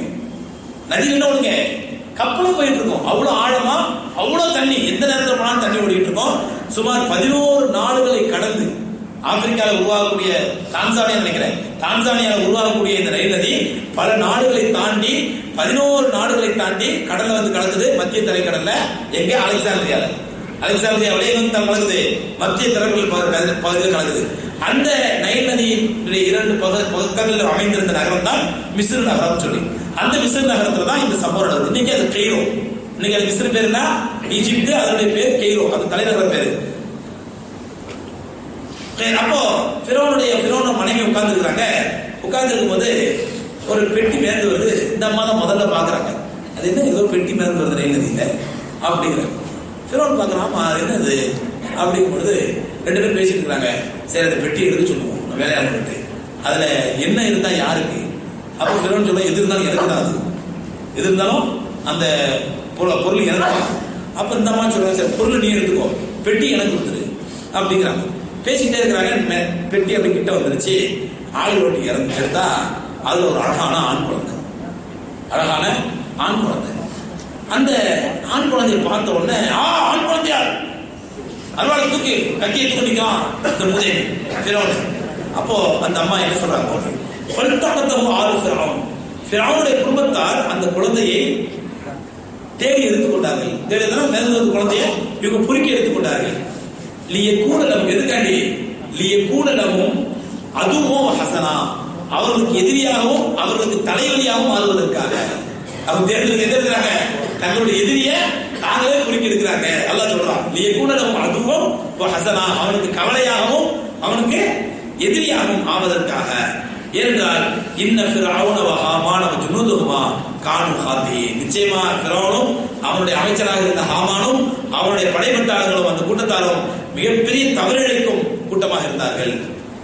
காலத்தி உராத்து ஃபிரௌன், ஃபிரௌனுடைய மனைவி சொன்னாங்க, குர்ரத்து ஐனின் லீ வலக்க, ஆஹா இந்த குழந்தை மூலமாக எனக்கும் உனக்கு கண்குளிர்ச்சி ஏற்படுகிறது. நமக்கு என்ன கிடையாது, நமக்கு குழந்தை கிடையாது, இந்த குழந்தை மூலமாக உனக்கு எனக்கு ஒரு கண்குளிர்ச்சி ஏற்படுறது. லா தக்துலு, இந்த குழந்தை என்ன பண்ணாதீங்க, கொன்றாதீங்க. அஸா ஐயன்ஃபஅனா, இந்த குழந்தை மூலமாக நமக்கு ஏதாவது நன்மை நடக்கலாம். அவன் அத்தஹிதஹு வலதன், நாம அந்த குழந்தை அல்லது நம்முடைய வளர்ப்பு குழந்தையை எடுத்துக்கலாம் அப்படின்னு நம்ம சொல்றாங்க. ஆனா வஹும் லா யஷ்உரூன், அவங்களுக்கு தெரியாது இந்த குழந்தை விஷயம் நடக்கும் போது அப்படின்னு சொல்லி. இவங்க என்ன பண்ணாங்க, அந்த குழந்தை தத்தெடுத்துக்கலான்னு எடுத்துக்கிட்டாங்க. எடுத்துக்கிட்டு இந்த நேரத்துல அஸ்பஹ ஃபுஆது உம்மி மூஸா ஃபாரிகா, அந்த மாதிரி இருக்காங்களே மூசா அலைஹிஸ்ஸலாத்துடைய அம்மா, அவங்க அல்லாஹ் சொல்றான், அந்த அம்மாவுடைய இதயம் வறண்டு போய்விட்டது. குழந்தை என்னாச்சோ, ஏதாச்சும் ஆத்திர போச்சு, அல்லாஹ் திரும்பி தருவன்ட்டான். எப்ப தருவானோ, ஏன் தருவானோ, ஏன்னா ஒரு பெற்ற தாய்க்கு தெரியும், குழந்தை இறந்து விடுவதை ஏற்படும் இழப்பை விட, வேதனையை விட காணாமல் போனால் ஏற்படும் வேதனை ரொம்ப அதிகம். தெரியுங்களா? ஒரு குழந்தை மூத்தா போச்சுன்னு வச்சுங்களேன், முடிஞ்சு போச்சு. ஒரு நாள் அழுவோம், 2 நாள் அழுவோம், அடக்கம் பண்ணிட்டு மறந்துடுவோம். காணாம போச்சுட்டா இந்த தாய்க்கு சோறு திங்கும் போது, யா அல்லாஹ் என் குழந்தை எங்க இருக்கிறானோ மூத்தா போயிட்டானோ, சாப்பிட்டானா இல்லையே தெரியலையே. எத்தனை 10 வருஷம் கழிச்சு, 15 வருஷம் கழிச்சு. அப்போ இறந்து விடுவதனால் ஏற்படும் துக்கத்தை விட காணாமல் போனால் ஏற்படும் துக்கம் ரொம்ப அதிகம். அந்த துக்கத்தை தான் அல்லாஹ் சொல்றான் அந்த அம்மாவை பத்தி. அஸ்பஹ ஃபுஆது உம்மி மூஸா, மூஸா அலைஹிஸ்ஸலாத்துடைய தாயாருடைய இதயம் ஃபாரிகா, வறண்டு போச்சு. அந்த அம்மா அப்படி வேதனையில வறண்டு போச்சு. அல்லாஹ் சொல்றாங்க பாருங்க, இன் காதத்துல துபுத்தனி பிஹி லௌலா அர்ரபத்னா அலா கல்பிஹா லிதகுன மினல் முஃமினீன். சுப்ஹானல்லாஹ். அல்லாஹ் சொல்றாங்க, நான் மட்டும் அந்த அம்மாவுக்கு ஆறுதல் சொல்லி அவர் உள்ளத்தை உறுதிப்படுத்தியிருக்கவில்லை என்றால் அந்த அம்மா புலம்பி உண்மையை சொல்லிருக்க, என்னது ஐயோ என் குழந்தையை காணமே அப்படின்னு அல்லாஹ் சொல்றான். நாம் ஆறுதல் சொல்லி அந்த அம்மாவோட உள்ளத்துல ஒரு உறுதியை ஏற்படுத்தினோம். லௌலா ரபத்னாலா கல்பிஹா, அவனோட உள்ளத்துல மட்டும் நம்ம உறுதியை ஏற்படுத்தியிருக்கவில்லை என்றால் ஆறுதல் சொல்லி சமாதானம் சொல்லி, கவலைப்படாத, தைரியமா இரு, வருத்தப்படாத, அழுவாத, இப்படிலாம் சொல்லி அல்லாஹ் ஆறுதல் படுத்தலாம். அப்படி படுத்திருக்கவில்லை என்றால் இன் காலத்துல துகுதிபி, அது வேதனை வெளியே விட்டு உண்மையை உளறிருக்கும். என்னது, ஐயோ எனக்கு ஒரு ஆம்பளை பிள்ளை பிறந்துச்சு, அது பெட்டியில வச்சேன், எங்க போச்சு தெரியலையே அப்படின்னா, அப்படியா வாமாட்டு கொண்டு போய் பிறகு என்ன பண்ணிருப்பான், கொண்டிருப்பான். இந்த அம்மா புலம்பி இருக்கும். ஆனா அல்லாஹ் சொல்றான், அந்த அம்மா அப்படி புலம்பி விடாதவாறு அவருடைய உள்ளத்தை நான் உறுதிப்படுத்தி விட்டோம். சரி, அல்லாஹ் அந்த அம்மா என்ன பண்ணாங்க, காலத்து அந்த அம்மையார் சொன்னாங்க, லி உக்தி, மூசா அலைஹிஸ்ஸலாத்துடைய சகோதரி, மூத்த சகோதரி அக்கா, அவங்கள்ட்ட சொன்னாங்க, குஸ்ஸி, நீ அந்த பெட்டி எங்க போதோ பின்னாடியே போ, அந்த பெட்டி எங்க போதோ பின்னாடியே போ, அது எங்க போதும் போய் பாரு, நீ பேர் கவனி அப்படின்றாங்க. ஃபபசுரத் பிஹி அன் ஜுன்பின் வஹும் லா யஷ்உரூன், யாரும் பார்க்காதபடிக்கு இந்த பொம்பளை பிள்ளை என்ன பண்ணுது, யாரு மூசா அலைஹிஸ்ஸலாத்துடைய அக்கா இந்த பிள்ளை என்ன பண்ணுது அப்படியே ஃபாலோ பண்ணிட்டே போகுது, அந்த போது பெட்டி அந்த போது இப்படி பார்த்துட்டே போது கடைசியில் யார் போய் மாட்டுது, ஃபிரௌன் வீட்டுக்கே போயிடுச்சு. ஃபிரௌன் வீட்டுக்கே போன உடனே அங்க என்ன நடக்குது அப்படின்னு சொன்னா அல்லாஹ் சொல்றான், இந்த அம்மையார் பாக்குறாங்க, ஃபிரௌனுடைய மனைவி பாக்குறாங்க, அழகான குழந்தை மாஷா அல்லாஹ், அற்புதமான குழந்தை, அல்லாஹ் நமக்கு செல்வ மாதிரி ஒரு பிள்ளை கொடுத்துருக்கான், இது போய் அநியாயமா கொள்ள போறீங்க நீ அப்படின்னு சொல்லி அவன் திட்டி ஃபிரௌனை திட்டிட்டு இந்த அம்மா அந்த பிள்ளைய எடுத்து வளர்க்க ஆரம்பிக்கிறாங்க. வளர்க்க ஆரம்பிச்ச உடனே கொஞ்ச நேரத்தில் குழந்தை பசி எடுத்து பாலுக்கு அழுகுது. அப்பதான் நமக்கு ஞாபகம், அம்மா குழந்தைக்கு பால் கொடுக்கணுமே, அழுகுது அப்படின்னு சொல்லிட்டு உடனே என்ன பண்றாங்க, ஒரு அறிவிப்பு போறாங்க, ஊர்ல உள்ள பால் குடிக்கக்கூடிய எல்லா தாய்மார்களும் வாங்க அரசவைக்கு வந்து, அரசர் ஒரு குழந்தை இருக்கு அந்த குழந்தைக்கு பால் கொடுங்க அப்படின்ன உடனே ஊர்ல உள்ள எல்லா தாய்மாரும் வர்றாங்க. அந்த தாய்மார்களோட சேர்ந்து இந்த பிள்ளையும் உள்ள போயிடுது. எந்த பிள்ளை? மூசா அலைஹிஸ்ஸலாம் அக்காவும் உள்ள போயிடுறாங்க. சொல்றா பாருங்க அல்லாஹ், வஹர்ரம்னா அலைஹில் மராதிஅ மின் கப்ல், உலகத்தில் அத்தனை பெண்களுடைய பால் மடுவையும் நாம் அவருக்கு ஹராமாக்கி விட்டோம். யாருக்கு? மூசா அலைஹிஸ்ஸலாத்துக்கு ஹராமாக்கி விட்டோம். ஹர்ரம்னா அலைஹி, அவர் மீது ஹராமாக்கி விட்டோம். அல் மராதிஅ மின் கப்ல், அனைத்து பால் மடுக்களையும், பால் குடிக்கக்கூடிய மடுக்களையும் அவருக்கு ஹராமாக்கி விட்டோம். ஆனா குழந்தை அழுகுது, யார் வந்து பால் வச்சாலும் பால் குடிக்க மாட்டேங்குது. அல்ல ஹராமாக்கிட்டானே, பச்சை குழந்தை குடிக்க மாட்டேங்குது. குழந்தை வந்து கதறுது, இந்த அம்மா பதறாங்க, யாரு? ஃபிரௌனுடைய மனைவி பதறாங்க. ஐயோ என்னாச்சு, உள்ள பதறான், குழந்தை அழுது, பால் குடிக்க மாட்டேங்குது, என்ன ஆகுது அப்படின்னு பதறாங்க. இந்த நேரத்துல ஃபகாலத், யார்? மூசா அலைஹிஸ்ஸலாம் சகோதரி சொல்றாங்க, அல் அதுல்லுக்கும் அலா அஹ்லி பைத்தின், நான் ஒருத்தவங்களை கூட்டு விட்டா எக்ஃபுனூன உலக்கும், அவங்க வந்து குழந்தைக்கு பால் குடிக்கிறது ஒரு நல்ல பெண்மணி இருக்காங்க, அவங்க கூட்டு வரவா? வகுப்புல ஒரு ஆசிரியர், அவங்க அந்த குழந்தை பாசமா வச்சு பால் கொடுப்பாங்க, அந்த மாதிரி அவளை கூட்டு வரவா அப்படின்னு கேட்கறாங்க. யாரு? மூசா அலைஹிஸ்ஸலாம் அக்கா. சொன்ன ஐயோ கூட்டுவாங்க, யாரா கூட்டுவாமா அப்படின்ற உடனே இவங்க போய் நேரம் அம்மா கூட்டுறாங்க. அம்மா அல்லாஹ் சொன்னபடி பத்திரமான இடத்துல இருக்கிறாங்க, அந்த எந்த பாலையும் குழந்தை குடிக்க மாட்டேங்குது, ஒன்னு கூட்டுற சொன்னா நீ வா. இவங்க நேரம் போறாங்க. அந்த பெண்மனுடைய கண்களை குளிர்விக்கும் விதம் மூசாவை அவர் தாயிடத்திலே திரும்ப ஒப்படைத்தோம். எதுக்காண்டி? அவங்களுடைய கண் குளிர்வதற்காகவும், ஒலா தஹசன், அந்த பெண்மணி கவலைப்படாமல் இருப்பதற்காகவும், ஒளி தாழம, மேலும் அறிந்து கொள்வதற்காகவும், என்னது? அன்ன வாழல்லாஹி ஹக்கோ, நிச்சயமா அல்லாஹ்வுடைய வாக்குறுதி உண்மை என்பதை அந்த பெண் அறிந்து கொள்வதற்காகவும், அல்லாஹ் சொன்ன வாக்குறுதி அல்லாஹ் நிறைவேற்றி தீருவான் என்பதை அறிந்து கொள்வதற்காகவும் நாம் இப்படிலாம் செஞ்சோம் சொல்லிட்டு அல்லாஹ் நம்மளை குத்துறா நறுக்கிற தலையில ஒலாக்கின் அக்ஸரன் நாஸில் ஆயாரம். ஆனா பெரும்பாலான மக்களுக்கு இதெல்லாம் தெரிய மாட்டேங்குது. நான் வாக்கு கொடுத்தா மீற மாட்டேன், அந்த வாக்கை நிறைவேற்றுவேன், நான் வாக்கை நிறைவேற்றுவதில் தீவிரமானவன் அப்படிங்கிற அந்த மக்களுக்கு தெரிய மாட்டேங்குது.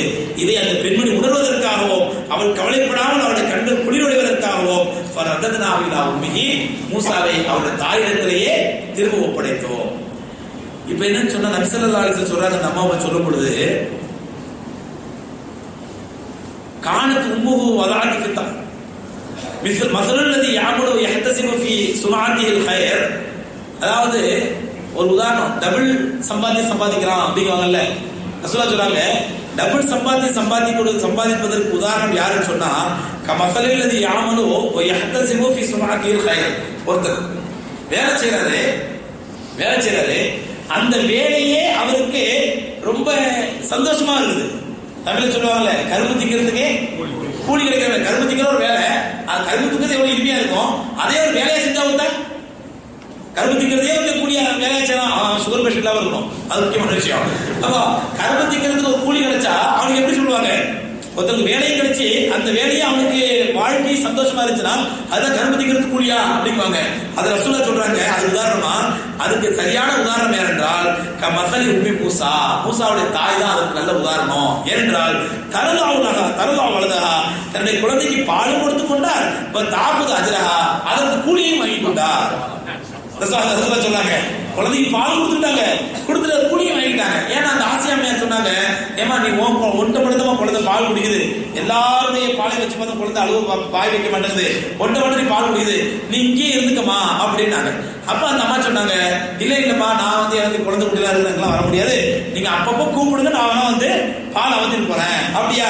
அப்ப நான் ஒரு சம்பளம் போட்டு கொடுத்துறேம்மா உனக்கு. சரிம்மா, தாராளமா தாங்கம்மா அப்படின்னு வாங்கிட்டாங்க. அதான் சொல்றாங்க, தரலாம் தன்னுடைய குழந்தைக்கு பால் கொடுத்துக்கிட்டாங்க, அதோட தாக்கல் உஜ்ரஹா அது கூலியில பண்ணிட்டாங்க. இந்த அம்மா வாங்கிட்டாங்க. இதுதான் கருப்பத்திக்கிறது கூலிங்கிறது உதாரணம் அப்படின்னு சொல்றாங்க. இந்த சம்பவத்துக்கு இறங்கிட்டு வரும்போது இப்படியே மூசா அலைஹிஸ்ஸலாத்து வஸ்ஸலாம் வளர்ந்துட்டு வர்றாங்க ஃபிரௌனுடைய அரசவையில. ஆனா ஆரம்பத்திலே புத்தியை காட்ட ஆரம்பிச்சிட்டாங்க. யாரு? மூசா அலைஹிஸ்ஸலாம். சின்ன பிள்ளையா இருக்கும் பொழுது ஃபிரௌன் தூங்கிட்டு பலாறு நடந்து அடிக்கிறது, ஃபிரௌன் திரும்ப பிடிக்கிறது. இது பல தடவை நடந்தோட ஃபிரௌன் இந்த பிள்ளைகளுக்கு கோவம் வந்தது. கோவம் வந்தாலும் என்ன பண்ணிடலாம் ஃபிரௌனு, ஆசியா இந்த பிள்ளை வளர்ந்து சரியில்லை, எப்ப பார்த்தாலும் இப்ப இந்த பலாறு தூங்கிட்டு நடந்து அடிக்கிறாங்க, அதனால இது எனக்கு எதிரியா வந்த பிள்ளையா தான் இருக்கணும், இதை நான் வெட்ட போறேன் கொல்ல போறேன் அப்படிங்கிறான். ஆசியாமையார் பதறி போய் இடப்பாவி, இது பச்சை புள்ளடா, இது கண்ணத்துல அறிந்து எப்படி தெரியாது, வேணாம் தெரியாது, ஏதோ விளையாட்டு மாதிரி தெரியும், அந்த மாதிரி போயிட்டு என்னோட ஒரு கணத்துல அடைஞ்சான், அவளை ஃப்ரீயாம செஞ்சிடும் அப்படி இப்படின்னு சொல்லி இந்த அம்மா சமாளிக்கிறாங்க. அவன் ஏற்றுக்கிற மாதிரி இல்லை. அப்ப இந்த அம்மா சொல்றான், திரும்ப சொல்றான், இது பச்சை குழந்தை, இதுக்கு என்ன தெரியுது, இதுக்கு நெருப்புக்கு வித்தியாசம் தெரியுமா இல்ல மத்த பொருள் வித்தியாசம் தெரியுமா, எது வித்தியாசம் தெரியும் அப்படின்னு உடனே அப்படியா சரி அப்போ பண்ணு, ஒரு டெஸ்ட் ஒன்று பண்ணுவோம். யாரும் சொல்றான், நீ சொல்ற மாதிரி இந்த புள்ள ஒரு சாதாரணமான யதார்த்தமான புள்ள அப்பாவி புள்ளனாக்கா நான் டெஸ்ட் ஒன்று வைக்க போறேன் அப்படின்னு சொல்லி ஒரு நெருப்பு துண்டையும் ஒரு தங்க துண்டையும் தங்க கட்டி ரெண்டையும் வச்சு அந்த பிள்ளைய விட்டு எடுக்க சொல்லுவோம் அப்படின்னு எடுக்க கூப்பிடுறான். கூப்பிட்டா மூசா அலைஹிஸ்ஸலாம் வர்றாங்க. வந்த உடனே இது ரெண்டு எதுல எடு அப்படிங்கிறாங்க. ஃபிரௌன் சொல்றான் ஆசியாமையாட்ட, இந்த புள்ள மட்டும் நெருப்பு துண்டை தங்க துண்டை எடுத்துருச்சு, இது எனக்கு இல்லை, இது உஷாரான பிள்ளை. நீ சொல்ற மாதிரி அப்பாவி பிள்ளையா இருந்தா எதை எடுக்கணும், நெருப்பு துண்டை எடுக்கணும். நீ நல்லா நெருப்பு துண்டை எடுக்காம உஷாரா போய் தங்க கட்டி எடுத்துச்சுன்னா இந்த பிள்ளைய நான் கொண்டுடுவேன் அப்படிங்கிறான். ஆசியாமர் சனியை முடிச்சு போன இப்ப போட்டி வைக்கிறது அப்படின்னு சொல்லி நம்ம அல்லாத காப்பாத்தியா அந்த பிள்ளைய காப்பாத்தியா மூசா அலைஹிஸ்ஸலாம் கூப்பிடுறாங்க. மூசா அலைஹிஸ்ஸலாம் உஷார் பேர் நேரம் தங்க கட்டில கை வைக்கிறாங்க. தங்க கட்டில கையை வச்ச உடனே அல்லாஹ் சுப்ஹானஹு ஜிப்ரீல் அலைஹிஸ்ஸலாம் அனுப்புறான். ஜிப்ரீல் அலைஹிஸ்ஸலாம் கையை தட்டி விட்டுறாங்க. அந்த நெருப்பு துண்டு கையை எடுத்து நெருப்பி வாயில போட்டுறாங்க. வாயில போட்ட உடனே தான் அவங்களுடைய நாக்கு பழுதடைஞ்சு அவங்களுக்கு திக்குவாயா மாறிடுது. மூசா அலைஹிஸ்ஸலாத்துக்கு திக்குவாயா மாறிடுது. பின்னாடி அவங்க அந்த தனது வஹி வரவு சொல்லுவாங்க, யாரெல்லாம் எனக்கு திக்குவாயி ரப்பி ஷ்ரஹ் லி சத்ரி வயஸ்ஸிர் லி அம்ரி வஹ்லுல் உக்தத்தம் மின் லிசானி யஃப்கஹு கௌலி, யாரெல்லாம் மக்கள் நான் பேசக்கூடிய பேச்சை விளங்குமாறு என் நாக்கில முடிச்சு அவிழ்த்து விடு அப்படிலாம் தான் கேட்பாங்க, துவா செய்வாங்க மூசா அலைஹிஸ்ஸலாம். அந்த நாக்கில திக்குவாய் வந்ததுக்கு காரணம் இந்த சம்பவம், எது இந்த நெருப்பு துண்டு திக்குவாயில போட்டது. இப்படி வளர்ந்து போய்கிட்டு இருக்காங்க. அல்லாஹ் ரப்பல் ஆலமீன் அவங்க வளர்ந்து ஓரளவு ஒரு பருவ வயதை அடைஞ்சிட்டாங்க. அடைஞ்ச பிறகு அந்த சம்பவத்தை சொல்றான். இவங்க வெளியே போறாங்க, அரண்மனை வெளியே போறாங்க, பனி இஸ்ராயலோட பழகுறாங்க.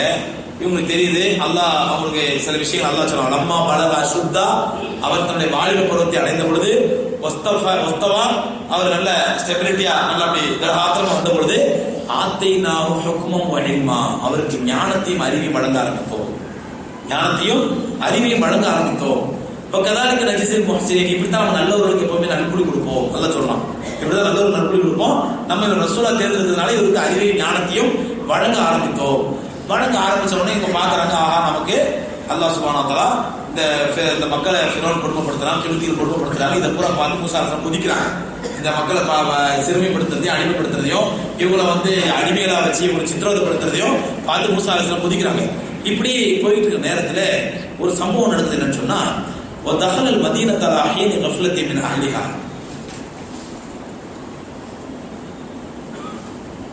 ஒரு நாள் இரவு நேரத்திலே மாலை நேரத்திலே ஃபிரௌனுக்கு யாருக்கும் தெரியாம இவங்க மன்னருடைய அரண்மனை விட்டு வெளியே வந்து ஊருக்குள்ள போறாங்க. தன்னுடைய சமுதாய மக்களோட பார்க்கறதுக்கு, அவங்க படுற கஷ்டத்தெல்லாம் பார்த்து வேதனை பண்றதுக்கு பார்க்க உள்ள போறாங்க. உள்ள போகும்போது வஜத ஃபீஹா ரஜுலைனி யக்துலானி, அங்க 2 பேர் சண்டை போட்டுருக்காங்க. மல்லு சண்டை போட்டுக்கிறாங்க 2 பேர். இத மூசா அலைஹிஸ்ஸலாம் பாக்குறாங்க.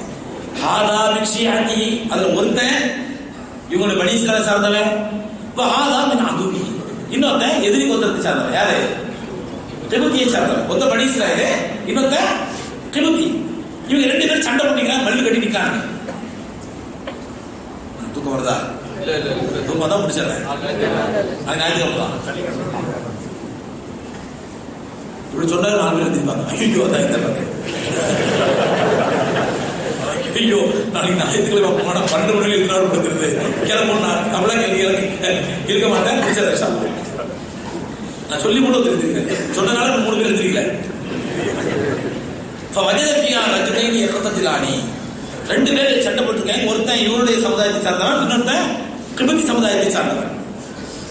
ஃபஸ்தஹாஃபுல்லதி மின் ஷிஅதி, இவருடைய சமுதாயத்தை சார்ந்தவன் அலல்லதி மின் அதுவிஹி, தன்னுடைய எதிரிக்கு எதிராக மூசா அலைஹிஸ்ஸலாம் உதவி கொடு, மூசாவே இங்க வாங்க, இந்த பாருங்க இவரை போட்டு அடிக்கிறாங்க அப்படின்னா அல்லாஹ் சொல்றான்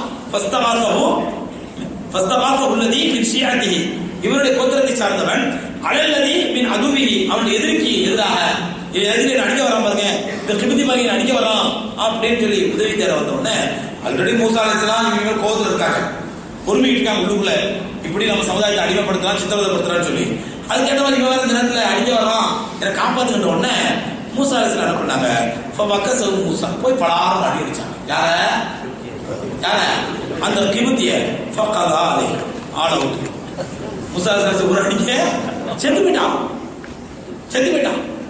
மூசா அலைஹிஸ்ஸலாம் கொலை பண்ணான்னு ஓங்க ஒரு அடி அடிச்சாங்க, அப்படின்னு அடிச்சாங்க, படுத்துட்டு செத்து போயிட்டான். முடிஞ்சு நான் கால ஆதாமின் அமளி ஷைத்தான், அல்லல்லா இது ஷைத்தானுடைய வேலையாச்சே. மூசா அலைஹிஸ்ஸலாம் சொல்றாங்க, இது ஷைத்தானுடைய வேலையாச்சு, நான் செஞ்சது நான் தெரியாமல அடிச்சுக்கிட்டேன், சும்மா தான் அடிச்சான், சாவான்னு நினைக்கிறியே, செத்து விட்டானே அப்படின்னு பயப்படுறாங்க. இது பாருங்க, அல்லாவே தெளிவா சொன்னா மூசா அலைஹிஸ்ஸலாம் கொலை செய்த இடத்துல அடிக்கல, அடிச்சாங்க, அவன் செத்து போயிட்டான். மூசா அலைஹிஸ்ஸலாம் என்ன பண்றாங்க, இது அமல் ஷைத்தான், ஷைத்தானுடைய காரியத்தை செஞ்சுட்டனே அப்படின்னு பதறாங்க. அப்படின்னு அல்லாஹ் தெளிவா சொல்றான். இந்த சம்பவத்தை சில கிறுக்கைங்க சொல்றாங்க, எப்படி பாருங்க, மூசா ஒரு கொலகாரனையே அல்லாஹ் நபி அனுப்புனான். நவுதுபில்லாஹ், மூசா அலைஹிஸ்ஸலாம் கொலகாரனா, ஒரு கொலகாரனா அல்லாஹ் நபி அனுப்புனான் மக்களுக்கு. அல்லாஹ்வே சொல்றான், மூசா அலைஹிஸ்ஸலாம் வருத்தப்பட்டாங்க, தெரியாம அடிச்சிட்டாங்க, செத்து போயிட்டான். செத்த உடனே இன்னஹு மின் அமலி ஷைத்தான், அடடா யா அல்லாஹ் இது ஷைத்தானுடைய வேலையை செஞ்சுட்டனே அப்படி வருத்தப்பட்டாங்க அல்லாஹ். இவங்க கிரிட்டிசைஸ் என்ன, மூசா அலைஹிஸ்ஸலாம் கொலகாரனா, ஒரு கொலகாரனே அல்லாஹ் நபி அனுப்பி வச்சான். அவன் சொன்ன வார்த்தைகள் ஒரு வார்த்தை ஞாபகம் சொல்ல உங்களுக்கு, இன்னும் அதுவும் முதிலும் அந்த ஷைத்தான் ஒரு பகிரங்கமான வழிகெடுக்கக்கூடிய எதிரியாச்சே, அந்த எதிரியோட காரியங்களை செஞ்சுட்டனே சொல்லிட்டு அடுத்த வார்த்தை சொல்றாங்க, அவங்கள சொன்னாங்க, ரப்பி ரப்பே இன்னி வலம்து நஃப்ஸி, நான் எனக்கு நான் அநியாயம் பண்ணிட்டேன், ஃபக்ஃபிர்லி என் பாவத்தை மன்னிச்சிரு என்று கேட்டார்கள். ஃபகஃபர லஹு, அல்லாஹ்வும் மன்னித்து விட்டான். அல்லாஹ் சொல்றான் மன்னிச்சிட்டேன், அவர் கொலகாரன் இல்லை, தெரியாம அடிச்சாரு செத்து விட்டாம, அதனால மன்னிச்சுட்டேங்கிறான். நம்மளால ஃபத்வா எப்படி, மூசா ஒரு கொலகாரனையே அல்லாஹ் நபி அனுப்பி வச்சான். இன்னஹு ஹுவல் கஃபூருர் ரஹீம், அவன் தான் அல்லாஹ் மன்னிக்க கூடியவன், அல்லாஹ் அளவற்ற அருளாளன் இருக்கின்றான். கால மூசா அலைஹிஸ்ஸலாம், ரப்பி ரச்சகனே பிமா அன்அம்த அலைய, அன்அம்த அலைய, அல்லாஹ் என் மேல இவ்வளவு பெரிய கிருபை செஞ்சுட்டேன், என்ன கிருபை செஞ்ச, நான் செஞ்ச தப்ப உடனே மன்னிச்சுட்டேங்கிறேன், என் மேல இவ்வளவு பெரிய கிருபை செஞ்சதுனால ஃபலன் அக்கூன வஹீரன் லில் முஜ்ரிமீன், யா அல்லாஹ் இந்த பாவிகளை மிகைக்கக்கூடிய பாவியான ஆயிடாம பாதுகாத்துரு, என்ன ரவுடி ஆக்கிடாத, எனக்கு இவ்வளவு சக்தி கொடுத்துற, பட்டு அடிச்சா செத்து போயிடலாம, இதை வச்சு நான் ரவுடி தரத்தை எனக்கு கொடுத்துறாத, எனக்கு அடக்கி ஆகக்கூடிய அந்த அந்த என்ன சொல்ற அந்த அராஜகம் பண்ணக்கூடியவனை ஆக்கிடாத என்று மூசா அலைஹிஸ்ஸலாம் அல்லாஹ்ட்ட கேட்டாங்க. இதுக்கிடையில فاصبح في المدينه خائفا يترقب فاذا الذي استنكره بالامس يسترخه. இது அடிச்சது யாருக்கு மட்டும் தான் தெரியும், அந்த பனீஸ்வரர் மட்டும் தெரியும், அவனுக்கும் மூசா மட்டும் தெரியும். செத்து போயிட்டான், யாருக்கும் சொல்லிடாதா அப்படின்னு மூசா அலைஹிஸ்ஸலாம் போயிட்டு அந்த தௌபா செஞ்சு போயிட்டாங்க. மறுநாள் அல்லாஹ் சொல்றான் ஃபாஸ்பஹ, அடுத்த நாள் காலையில, இது ஏற்கனவே என்ன சொல்ற மகரிப் நடக்குது, மகரிப் வீட்டுல வெளியாறாங்க நடக்குது. மறுநாள் காலையில பார்த்தா ஃபில் மதீனத்தி, அவங்க ஊருக்குள்ள ஹாயிஃபன் பயந்து வெளியே வர்றாங்க. ஊர்ல தான் பேச்சு கிச்சுதா, கொலை பண்ணது யாரும் ஏதாவது பேசுறாங்களா, யாராவது நம்மளை பிடிச்சி கொடுத்து கிவித்தில படிச்சு கொடுத்து நம்மளை சாவடிச்சிட போறாங்க, அதுவும் ஃபிரௌனுக்கு தெரிஞ்சா அவ்வளவுதான் அப்படின்னு சொல்லி பயந்து ஹாயிஃபன் வெளியே வந்து பாக்குறாங்க. எத்தனக்கமோ யாராவது பாக்குறாங்களா அப்படின்னு சொல்லி கண்காணிச்சுட்டு வர்றாங்க. இதல்லதி இஸ்தக்ஸரஹு பில் அம்சி, நேற்றைய தினம் இவனுக்கு உதவி கேட்டா பாருங்க, நேற்று உதவி கேட்டா பாருங்க யாரு, பனி இஸ்ராயேல், அவன் எஸ்தரிஹு இன்னொருத்தர சண்டை பண்ணிக்கிறான், சண்டை பண்ணிக்கிறான். இதை பார்த்தாங்க மூசா, காலையில மூசா அவனை பார்த்து மூசா சொன்னாங்க, இன்னக்கல ரபியும், நீதான் மோசமானாலியா, இது உனக்கு வச்சுக்கிட்டு அவனை அடிச்சு அவச்சாச்சுட்டா, நீ இன்னொருத்தர சண்டை பண்ணிக்கிற, நீதான் வழி, நீதான் மோசமானவன், நீதான் தப்பு செய்யற அப்படின்னு சொல்லி என்ன பண்ணுங்க. ஃபலம்மா அன் அராத அன் அபுதிஷ, அவனை ஒரு தடுத்துட்டு போனாங்க. யாரு ஏக தட்டுடைய பலனை பார்த்திருக்கான். ஃபலம்மா அராத அன் எபுதிஷ பில்லதி அதுவும் இல்லம்மா அந்த சண்டை போட்டு இருந்த அவனை எப்ப அடிக்க போனாங்களோ கால அவன் சொன்னான், யா மூசா, என்ன மூசாவே, அத்துரீது அந்த குத்தலனி கமா கத்தல்த நஃப்ஸன் பில் அம்ஸி, நேத்து ஒருத்தர் கொண்ட மாதிரி இன்னைக்கு என்ன கொல்லலாம் பாக்குறியா அப்படின்னு கத்த ஆரம்பிச்சான். நேத்து ஒருத்தர் கொண்ட மாதிரி இன்னைக்கு என்ன கொல்லலாம் பாக்குறீங்க. இதுதான் பனி இஸ்ராயேல் புத்தி. இங்க பாருங்க, பனி இஸ்ராயேல் புத்தி. மூசா அலைஹிஸ்ஸலாம் அந்த சமுதாயத்துக்காக பாடுபடுறாங்க. அவங்க நன்றி கெடுத்தனமா இன்னைக்கு இவன் தப்பிச்சிடறான். ஏன்னா தப்பிச்சு தடுத்தட போனா உடனே என்ன கேட்கிறான் அவன், அத்துரீது அந்த குத்தலனி கமா கத்தல்த நஃப்ஸன் பில் அம்ஸி, நேத்து ஒருத்தர் சாவடிச்ச மாதிரி இன்னைக்கு என்ன சாவடி நினைக்கிறியா? இன் துரீது இன்னான் தக்கூன ஜப்பாரன் ஃபில் அர்தி, நீ பூமியில கிட்ட பெரிய ரவுடியா உருவாக நினைக்கிறியா கேட்கலாம். இன் துரீது இல்லான் தக்கூன ஜப்பாரன் ஃபில் அர்தி, நீ பூமியில வந்து அடக்கி ஆளக்கூடிய ரவுடியாக நினைக்கிறியா? ஒமா துரீது இன்னான் தக்கூன மினல் முஸ்லிமீன், நீ நல்ல செய்ய மாதிரி தெரியல, நீ எல்லாத்தையும் அடக்கி ஆண்டு நீ ரவுடித்தனம் காட்டல நினைக்கிறேன். இப்படிதான் பேச ஆரம்பிச்சிட்டான். பேச ஆரம்பிச்ச உடனே யாரும் தெரிஞ்சு போச்சு மூசா தான் பண்ணான்னு சொல்லிட்டு பக்கத்துல இன்னொரு விபதி அவனுக்கு தெரிஞ்சு போச்சு. அவன் நேரா போய் ஃபிரௌன்ட்ட போட்டு கொடுத்தான். நேரா போய் ஃபிரௌன்ட்ட போட்டு கொடுத்தான். ஃபிரௌனே, நீ வீட்டுக்குள்ள வளர்க்குறே ஒருத்தன் வளர்க்க புள்ளட்டு கொண்டாடி பேசிக்கிட்டு அவன் நேரத்தை அவன் தான் நமக்கு வித்தியை கொண்டு இருக்கான். அடக்கியாளக்கூடிய சமுதாயம் அடிமை சமுதாயம் வச்சிருக்கா, அந்த சமுதாயத்தை சார்ந்த ஒருத்தர் தான் சமுதாயத்தை கொண்டுட்டு சும்மா விடுவானா? சும்மா விடுவானா? இவன் தான் கொண்டு இருக்கிறான் அப்படின்னு சொன்ன உடனே ஃபிரௌனுக்கு வருது கோபம். ஆஹா, இனி சும்மா விடக்கூடாது அப்படின்னு சொன்ன உடனே ஃபிரௌனுக்கு செய்தி போன உடனே ஃபிரௌன் அவசரமா போட்டான். என்ன பண்ணலாம்? போட்டு தள்ளிடலாம். யார? மூசாவை போட்டு தள்ளிடலாம். இது பார்த்தவன ஜா ரஜுலுன் அஹ்ஸல் மதீனத்தி யஸ்ஆ, மூசா அலைஹிஸ்ஸலாம் வெளியே இருக்கிறாங்க, ஊருக்குள்ளே வரல, வெளியே பிரச்சனை வெளியே பார்த்துட்டு இருக்காங்க. ஜா ரஜுலுன் அஹ்ஸல் மதீனத்தி யஸ்ஆ, ஊருக்குள்ள இருந்து வேகமா ஒருத்தர் ஓடியாந்தாரு, வேகமா விரைந்து ஓடியாந்தாரு. கால சொல்றாரு, யா மூசா மூசா, இன்னல் மலாயிகத்தமிரூன பிக லியக்துலு, எல்லாம் அவசரமா ஆலோசனை பண்ணிட்டு இருக்காங்க, உன்னை கொல்றதுக்காக வேண்டி ரெடி ஆயிட்டாங்க, உன்னை கொல்றதுக்கு. ஃபக்ருஜ் இன்னி லக மின நாஸியின், நான் நல்லா சொல்றேன், கிளம்பி எங்கேயா போயிடுங்க, ஊருக்கு போயிடுங்க அப்படின்னு பதறாரு.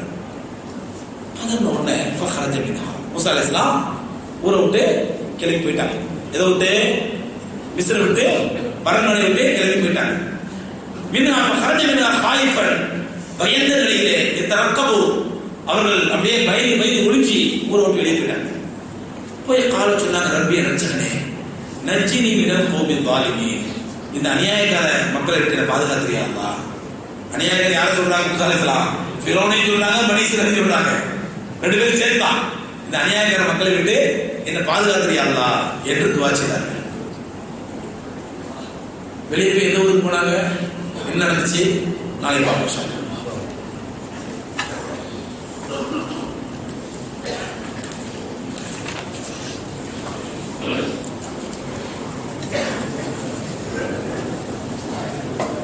நான் யுஎஸ்ஏயில் உள்ள ஒரு எக்ஸிபிஷனில் ஒரு ஆடை கிரெடிட் கார்டில் வாங்கினேன். ஆனால் 1.5 வருடமாகியும் அந்த கிரெடிட் கார்டு கம்பெனியிலிருந்து இன்னும் என் பணத்தை எடுக்கவில்லை. இந்த ஆடையை அணிவது ஹராமா? இந்த கிரெடிட் கார்டை எடுத்திருந்தாலும் நீங்க ஆடை அணிவது ஹராமு, பணத்தை எடுக்காட்டாலும் ஆடை அணிவது ஹராமு. ஏன்னா கிரெடிட் கார்டு யூஸ் பண்றதே வந்து வட்டி பேசிக்கிட்டு கிரெடிட் கார்டு யூஸ் பண்றதே ஹராமு. அந்த கிரெடிட் கார்டை வச்சு நீங்க அந்த பொருள் வாங்கினா அந்த பொருள் ஹராமு, அது அணியது ஹராமு. ஸோ அதனால வட்டி பணத்தை நம்ம எப்படி பயன்படுத்துமோ அந்த மாதிரி பயன்படுத்தி நன்மையை எதிர்பார்க்காமல் ஏதாவது ஒரு மிஸ்கினுக்கு யாருக்காவது ட்ரெஸ்ஸை கொடுத்துருங்க. டெபிட் கார்டு வேற, கிரெடிட் கார்டு வேற. டெபிட் கார்டுங்கிறது அது பயன்படுத்தலாம், அது வந்து நம்ம பணம் எடுக்க போறதுக்கு பதிலாக நம்ம பேங்க்ல அக்கௌண்ட்டுக்கு பணம் இருக்கும், பணத்துக்கு பதிலாக கார்டை கொடுத்து நம்ம தேய்ச்சிருக்கா பணத்தை எடுத்துக்கோம் பேங்க்ல. இது டெபிட் கார்டு, இது கூடும். கிரெடிட் கார்டுங்கிறது பணமே இருக்காது, நம்மகிட்ட பணமே இருக்காது. நல்லா வாங்கிட்டு அது 2 மாசம் 40 நாள் டைம் கொடுக்கணும். 60 நாளா 40 நாள் டைம் கொடுப்பாங்க. அந்த 40 நாளைக்கு கொடுத்துடணும். 40 நாளைக்கு கொடுக்காட்டா அவன் என்ன போடுவான்? வட்டி போடுவான். இந்த அக்ரிமெண்டே ஹராமி. நான் 40 நாள் தர தவறிவிட்டால் உனக்கு வட்டி தருவேன் அப்படின்னு சொல்றதே இது ஹராம். அதனால கிரெடிட் கார்டு கூடாது. கௌரவத்துக்காக கடன் வாங்கி பிறகு கடனுக்காக கௌரவத்தை இழக்க வைப்பதுதான் கிரெடிட் கார்டு.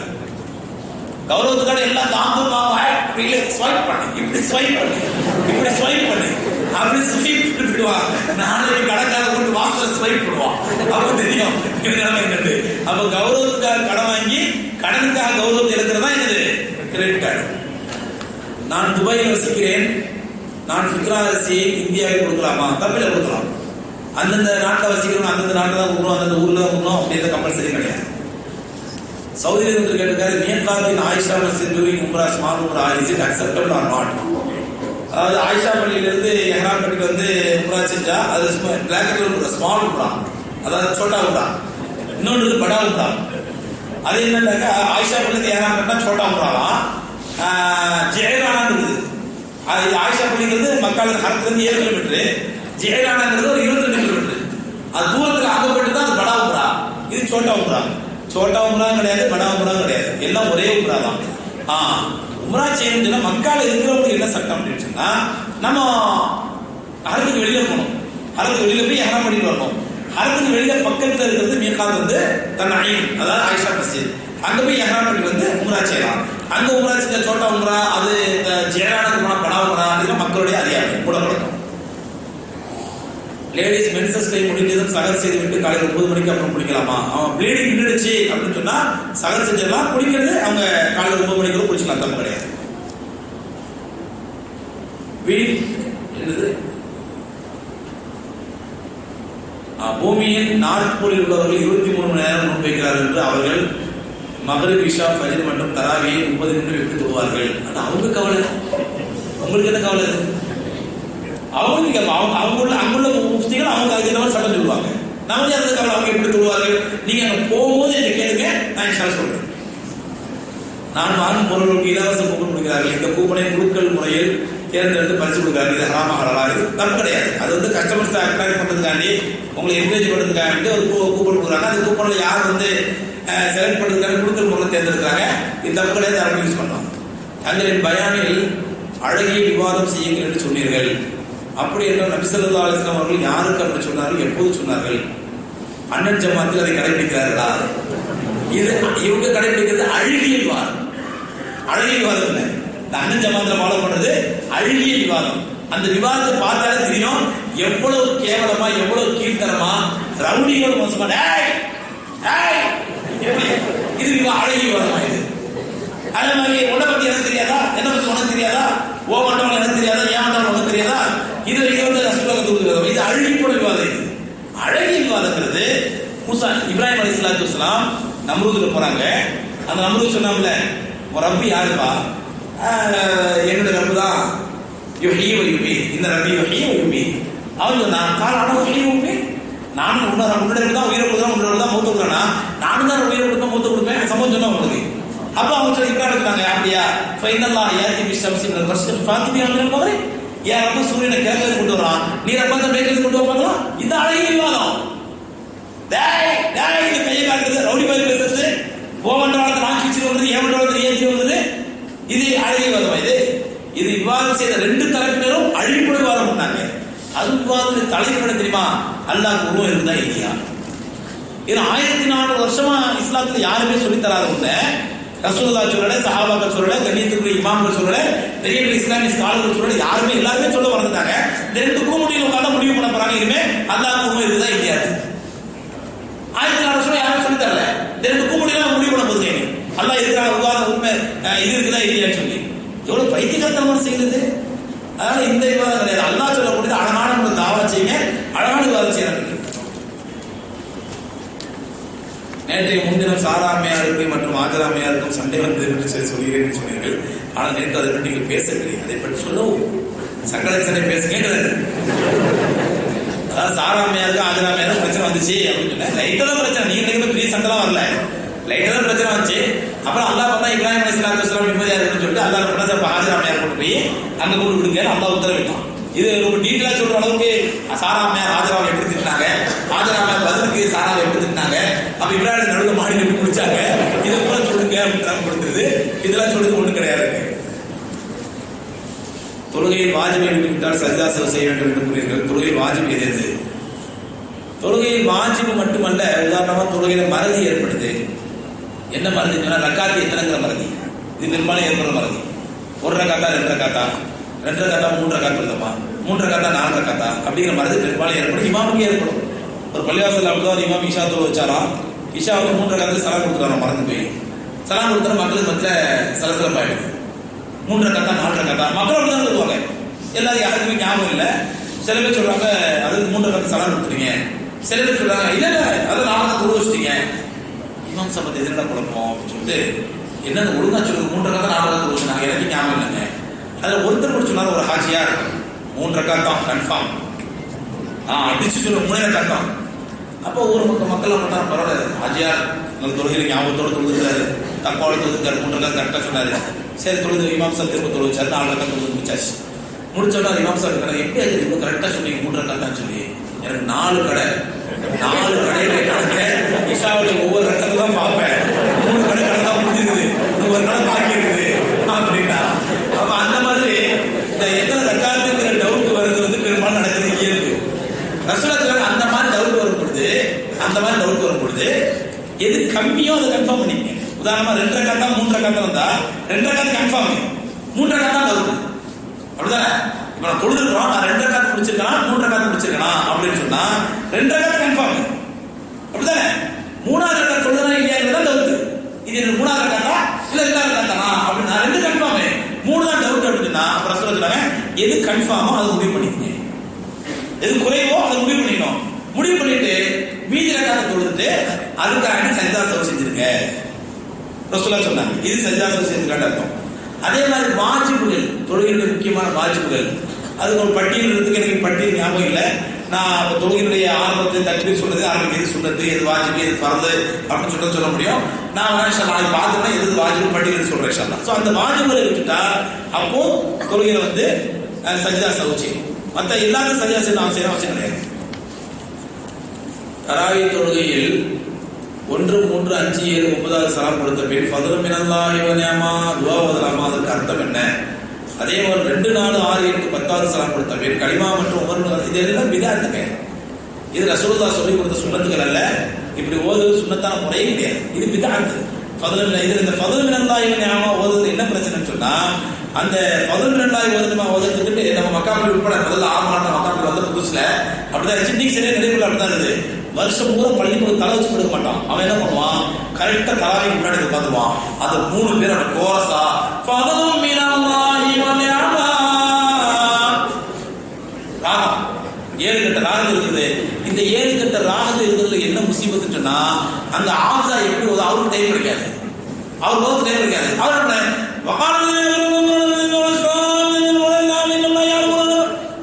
இதுதான் நடக்குது எல்லா பள்ளிகளையும். அதனால இந்த பிதஅத்தை குறைச்சிட்டு நீங்க ஆஃப்ஸாக்கு டைம் கொடுத்தீங்கன்னா இன்னும் நல்ல ஆகத்துல உட்படுறது. அவர் வீட்டின் முறைக்கு தொழுவிக்கிறோம், அது அழகாக ஆகத்துல வந்து கேட்கணும் நம்ம, அதுதான் சுன்னத்து. அதனால இந்த ஃபதுலும் மினல்லாஹி நிஅமாவோ 4 ரக்காத்துகள் கலீஃபாக்கள் பேரை சொல்றதோ இது வந்து பிதஅத்து, எந்த ஹதீஸ்லயும் ஆதாரம் கிடையாது. தாருல் தேவபந்த் மதரசால ஃபத்வாவே இருக்கு, நானே ஃபத்வா வாங்கி வச்சிருக்கிறேன். ஃபத்வாவே இருக்கு, பிதஅத்து நிறுத்தப்பட வேண்டிய பிதஅத்து அப்படின்னு ஃபத்வாவை கொடுத்துருக்காங்க.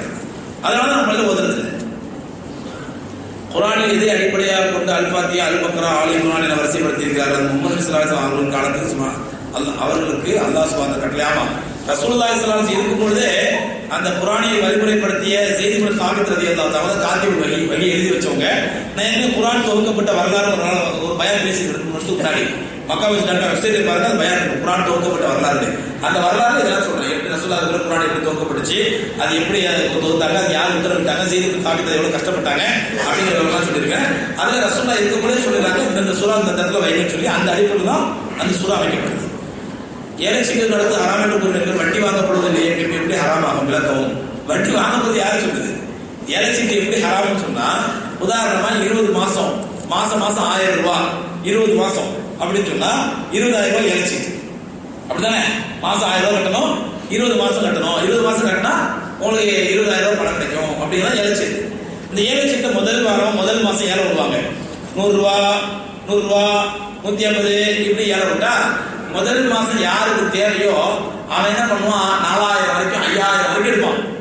எடுத்துட்டு 5000 ரூபாய் தடுப்பு வச்சுருச்சுங்க, மீதி உங்களுக்கு எவ்வளவு கொடுப்பாங்க, 15,000 கொடுப்பாங்க.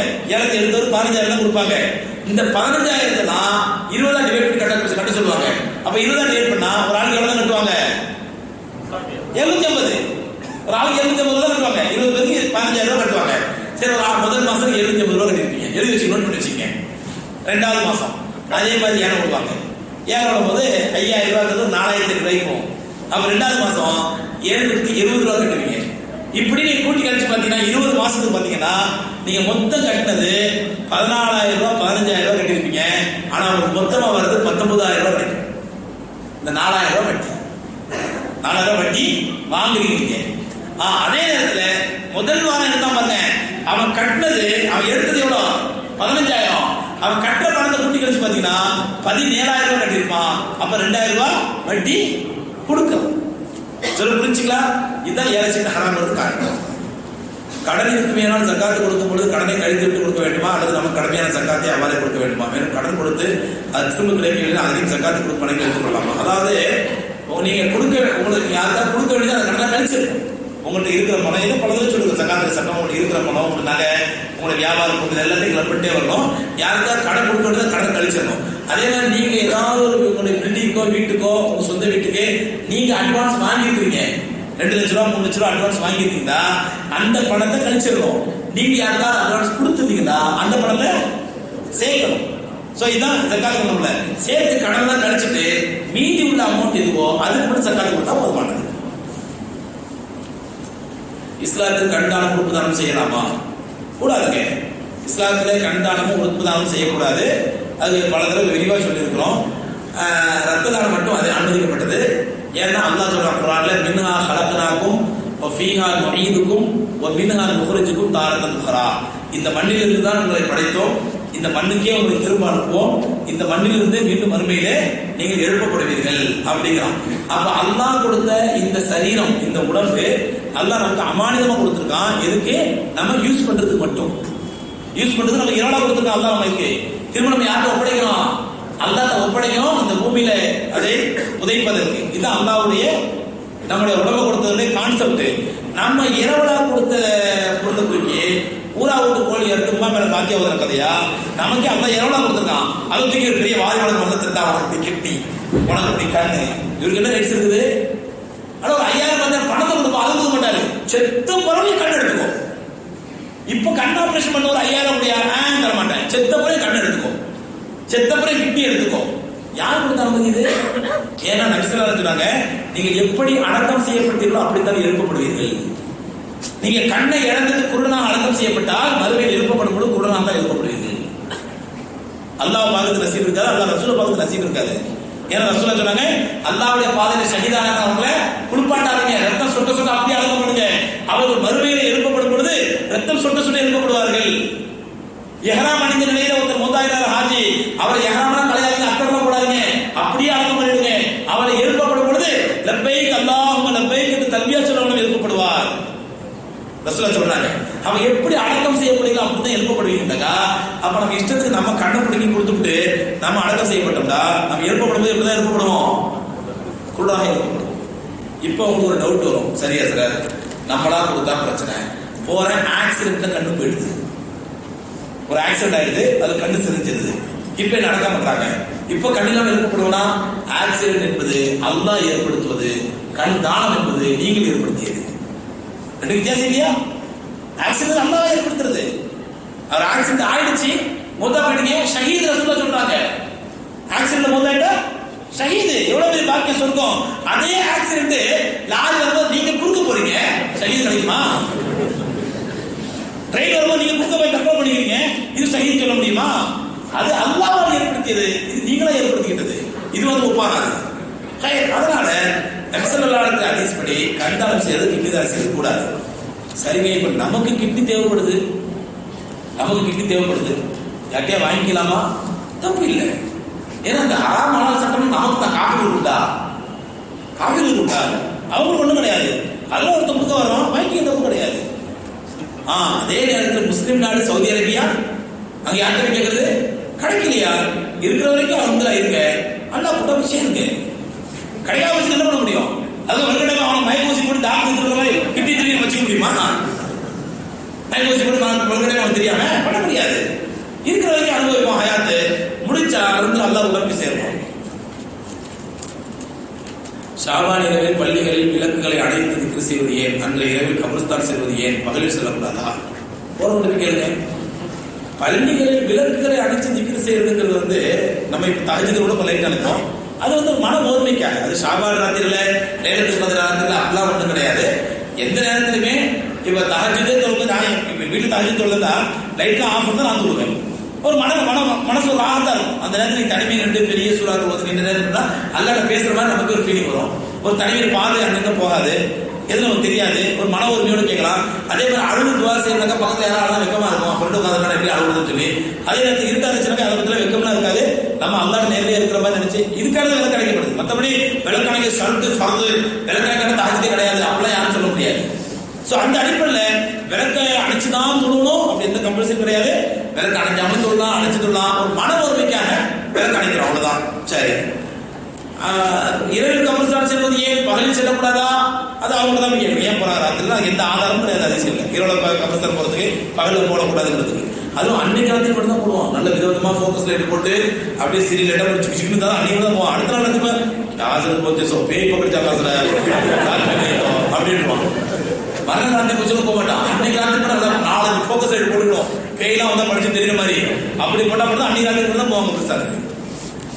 இந்துக்களின் மரணித்தவர் வீட்டுக்கு செல்லலாமா, அப்படி சென்றால் குடிக்க வேண்டுமா? அப்படிலாம் கம்பல்சரி கிடையாது. ரசூலுல்லாஹி ஸல்லல்லாஹு அலைஹி வஸல்லம் மன் கஸ்ஸரல் மையத்த ஃபல்யகத்தஸில், நீங்க ஜனாசாவை குளிப்பாட்டினால் குளிக்கிற சுன்னத்து. நீங்க ஜனாசா குளிப்பாட்டுறீங்க, குளிப்பாட்டுறது தண்ணி எடுத்து கொடுக்குறீங்க, கொடுங்க, நீங்க குளிப்பாட்டுறீங்க, அப்போ மட்டும் குளிக்கிற சுன்னத்து. மையத்துக்கு போயிட்டு தான் குளிக்கணுமா? இது காஃபில கலாச்சாரம் இஸ்லாத்தில் இடவில்லை. இந்துக்கள் இறந்த வீடு போலாமா? தாராளமா போலாம். ஆறுதல் சொல்லலாம் அவங்களுக்கு, இறந்த சொந்தக்காரங்க ஆறுதல் சொல்லுங்க. அதுக்காண்டி அவங்க செய்யறவங்க நம்மளுக்கு கை எடுத்து விட்டுட்டு அதுக்கு ஒரு மாலை போட்டுட்டு அப்படிலாம் வரக்கூடாது. ஆறுதல் சொல்றதுக்காண்டி பலம் தப்பு கிடையாது. ஒரு சஜ்ஜாவிற்கும் அடுத்த சஜ்ஜாவிற்கும் இடைப்பட்ட நேரத்தில் என்ன சொல்றது? ரப்பல் முஃபிர்லி வஜ்புர்னி வல்சுப்னி வாஃபினி வஃபன்னி. அதாவது கோழி குத்திரமா டபுள் சஜ்ஜா செய்யக்கூடாது. கொஞ்சம் உட்கார்ந்து ஒரு சின்ன துவா வந்து அதுக்கப்புறம் சஜ்ஜா செய்யும். அதான் அந்த துவாவுடைய நோக்கம். நீங்கள் மௌலிது ஓதக்கூடாதுன்னு சொன்னீர்கள், சரி. ஆனால் மௌலிது ஓதும் நாட்களில் பள்ளி இமாம்களே பிள்ளைகளை பள்ளிக்கு வர சொல்கிறார்கள். இதனால் எங்கள் வீட்டில் புட்டு, பிஸ்கட்டு, பேரிச்சம்பழம் ஆகியவற்றை கொடுத்து போக சொல்கிறார்கள். இது என்ன தீர்வு? அந்த இமாம்கிட்ட கேளுங்க. நாங்கள் அனுப்ப மாட்டோம், பிள்ளைங்க மௌலிது ஓதுற பிள்ளைங்க நாங்கள் அனுப்ப மாட்டோம், அவங்க பிள்ளை மதரசாக்கு நல்லது கருத்து அனுப்ப தவிர இந்த விதத்தில் அனுப்ப மாட்டோம் அப்படின்னு சொல்லுங்க. பிள்ளைகளை அனுப்பாதீங்க. அதில் நீங்கள் சொன்னீர்கள் ஹிஜ்ரத் செய்ய சொல்லி, ஹிஜ்ரத் செய்ய சொல்லி இந்தியாவில் நல்லா இருக்கணும், இங்கேயே இருங்க அப்படின்ட்டேன். இங்கேயே இருங்க, நல்லா தான் இருக்கணும், எந்த பிரச்சனையும் இல்லை அப்படின்ட்டேன். தப்பாக இருக்கிறாங்க. ஆனால் இன்றைய பர்மா முஸ்லீம்கள் ஹிஜ்ரத் செய்ய தயாராக உள்ளார்கள். ஆனால் எந்த இஸ்லாமிய நாடும் ஏற்றுக்கொள்ள, அதுதான் நானும் கேட்கிறேன். நம்மள எந்த இஸ்லாமிய நாடு தயாராக ஹிஜ்ரத் செய்யறதுக்கு? நான் எப்ப ஹிஜ்ரத் செய்யணும்னு சொல்லி இந்தியாவில் ஒரு நிலைமை வந்தா பாப்பா அந்த மாதிரி நேரத்தில் இன்னைக்கு அவங்க இஸ்லாத்துல நம்ம இந்தியாவில் இஸ்லாத்தை ஃபாலோ பண்றோம், இஸ்லாத்தை பின்பற்றோம், இஸ்லாமிய ஷரியத்தை ஃபாலோ பண்றோம். அதனால நம்ம இந்தியாவில் எந்த பிரச்சனையும் இல்லை. பிரச்சனை இல்லைன்னு சொல்ல முடியாது, எக்கச்சக்கமான பிரச்சனை இருக்குது. இஸ்லாத்தை விடும் அளவுக்கோ இஸ்லாத்தை ஃபாலோ பண்ண முடியாத அளவுக்கோ பிரச்சனை கிடையாது. அதே மாதிரி நீங்க அப்படி ஹிஜ்ரத் செய்யணும்னு சொன்னா எந்த நாடு தயாராக ஏற்றுக்கிறதுக்கு? எந்த நாடு தயாரா இல்லை. நீங்க சொல்றீங்க ஐஎஸ் ஏற்க தயாரா இருக்காங்க, எல்லாம் ஈராக்கு இருப்பாங்க, அவங்களே போய் சாப்பாடு செஞ்சுட்டு இருக்காங்களா? நம்மளும் போய் அவங்க இஷ்டப்படுறது உட்கார்ந்துருக்கா? இல்மியால் நடத்தப்படும் பள்ளிக்கூடத்தில் பொறியியல் மற்றும் மருத்துவத்திற்கு தேர்வாக தேவையான ஐஐடி, ஜேஇஇ, ஏஏபிஎம்டி போன்ற ஆல் இந்தியா நுழைவுத் தேர்வுக்கு பயிற்சி அளிக்கப்படுகிறதா? இல்லைங்க, அதெல்லாம் பயிற்சி அளிக்கிறது இல்லை. ஏன்னு சொன்னா நான் எங்களுடைய நோக்கம் வந்து மெடிக்கலுக்கு போகணுங்கிறது தான். மாணவர்கள் அவங்க வந்து நல்ல மெரிட்ல இன்ஷால்லா மெடிக்கலுக்கு போகணுங்கிறது தான். மெடிக்கலுக்கு போறதுக்கு அவங்களுக்கு தேவை ஒரே விஷயம் கட் ஆஃப் மார்க். ஏன்னா இந்தியாவிலேயே மெடிக்கல் காலேஜுக்கும் இன்ஜினியரிங் காலேஜுக்கும் நுழைவுத் தேர்வை எடுத்த ஒரே பைத்தியகரத்தனமான மாநிலம் நம்ம மாநிலம் தான். இங்க மட்டும் என்ட்ரன்ஸ் எக்ஸாம் தூக்கிட்டாங்க. கட் ஆஃப் இந்த கட் ஆஃபுக்கு என்ன தேவைண்டா, இவன் ஒரு பைத்தியகரத்தனமா சமச்சீர் கல்விங்கிற பேர் ஒரு பாடத்தை வச்சிருக்கான் பாருங்க, அந்த பாடத்தை அப்படியே கரைச்சு குடிக்கும். கொஞ்சம் கூட புரிஞ்சிடக்கூடாது, நினைக்கக்கூடாது, அப்படியே கரைச்சு குடிக்கணும். ஏன்னா இது இப்ப இல்ல, நான் 10th படிக்கும் பொழுது ஒரு வாத்தியார், கணக்கு வாத்தியார் சேந்தம் ஸ்கூல்ல நல்ல அழகா கணக்கு நடத்துவார். அப்படியே குதிச்சு கூட கணக்கு அந்த சம்ஸ்லாம் சூப்பரா போட்டு புரிஞ்சாலே திருவள்ளுவர் பேசுறது, புரிஞ்சாலே நினைக்குவாரு, புரிஞ்சு சார் அப்படிமா கூப்பிட்டு எனக்கு அப்ப இதான் இன்னைக்கு நடக்கும் வாத்தியார் ஸ்கூல்ல. அவருக்கே அப்படி போனா தமிழ் வந்து அப்படியே எழுதி போடுவாரு. நீங்க அப்படியே மனப்பாடம் பண்ணி அப்படியே வாங்கி எழுதணும். அந்த வாஞ்சியில் கொஞ்சோட கூட குறைய இருக்கக்கூடாது. அப்படி ஒரு பைத்தியகரத்தனமான சிஸ்டத்தை வச்சுட்டு இந்த சிஸ்டத்தை படிச்சாதான் நீ டாக்டர் ஆக முடியும் அப்படி ஒரு கிறுக்குத்தனமான ஒரு கான்செப்டை வச்சுட்டு அந்த கான்செப்டை தான் நம்மளும் ஃபாலோ பண்ண முடியாது. நீங்க சொல்றது ஐஐடி, ஜேஇஇ, ஏஐபிஎம்டி இதெல்லாம் அறிவாளிகள் சம்பந்தப்பட்டது. அறிவாளிகளை உருவாக்கல, அப்படியே மனப்பாடம் பண்ணக்கூடிய கிளிப்பிள்ளைகள் தான் உருவாக்கிட்டு இருக்காங்க. உண்மை எதார்த்தம். நீங்க அப்பெல்லாம் சொல்றீங்க, நாங்க இனிமே அப்படி பண்றோம் இப்படி பண்றோம், எதார்த்தம் சொல்றேன், உண்மையை சொல்றேன். இந்த பைத்தியக்காரத்தனமான சிஸ்டத்தை தான் நாங்களும் ஃபாலோ பண்றோம். இந்த சிஸ்டத்தை படிச்சு என்ன பண்றோம், அப்படியே மக்கப் பண்ணி உருப்போட்டு அப்படியே படிச்சு ஒரு 5 வருஷம் கொஸ்டின் பேப்பர் பார்க்கலாம், அப்படியே படிக்கலாம், அப்படியே படிக்கலாம். கரெக்டாக 199 டாக்டர் ஆயிட்டாரு. முதல் வருஷமே டாக்டர் போய் அலீஸ் வச்சிடலாம். முதல் வருஷம் அலீஸ் வச்சிடலாம். என்ன கரெக்டாக 199 இருக்கா, ஏன்டா டாக்டர் போய் மெடிசன் போய் அலீஸ் வைக்கிறா?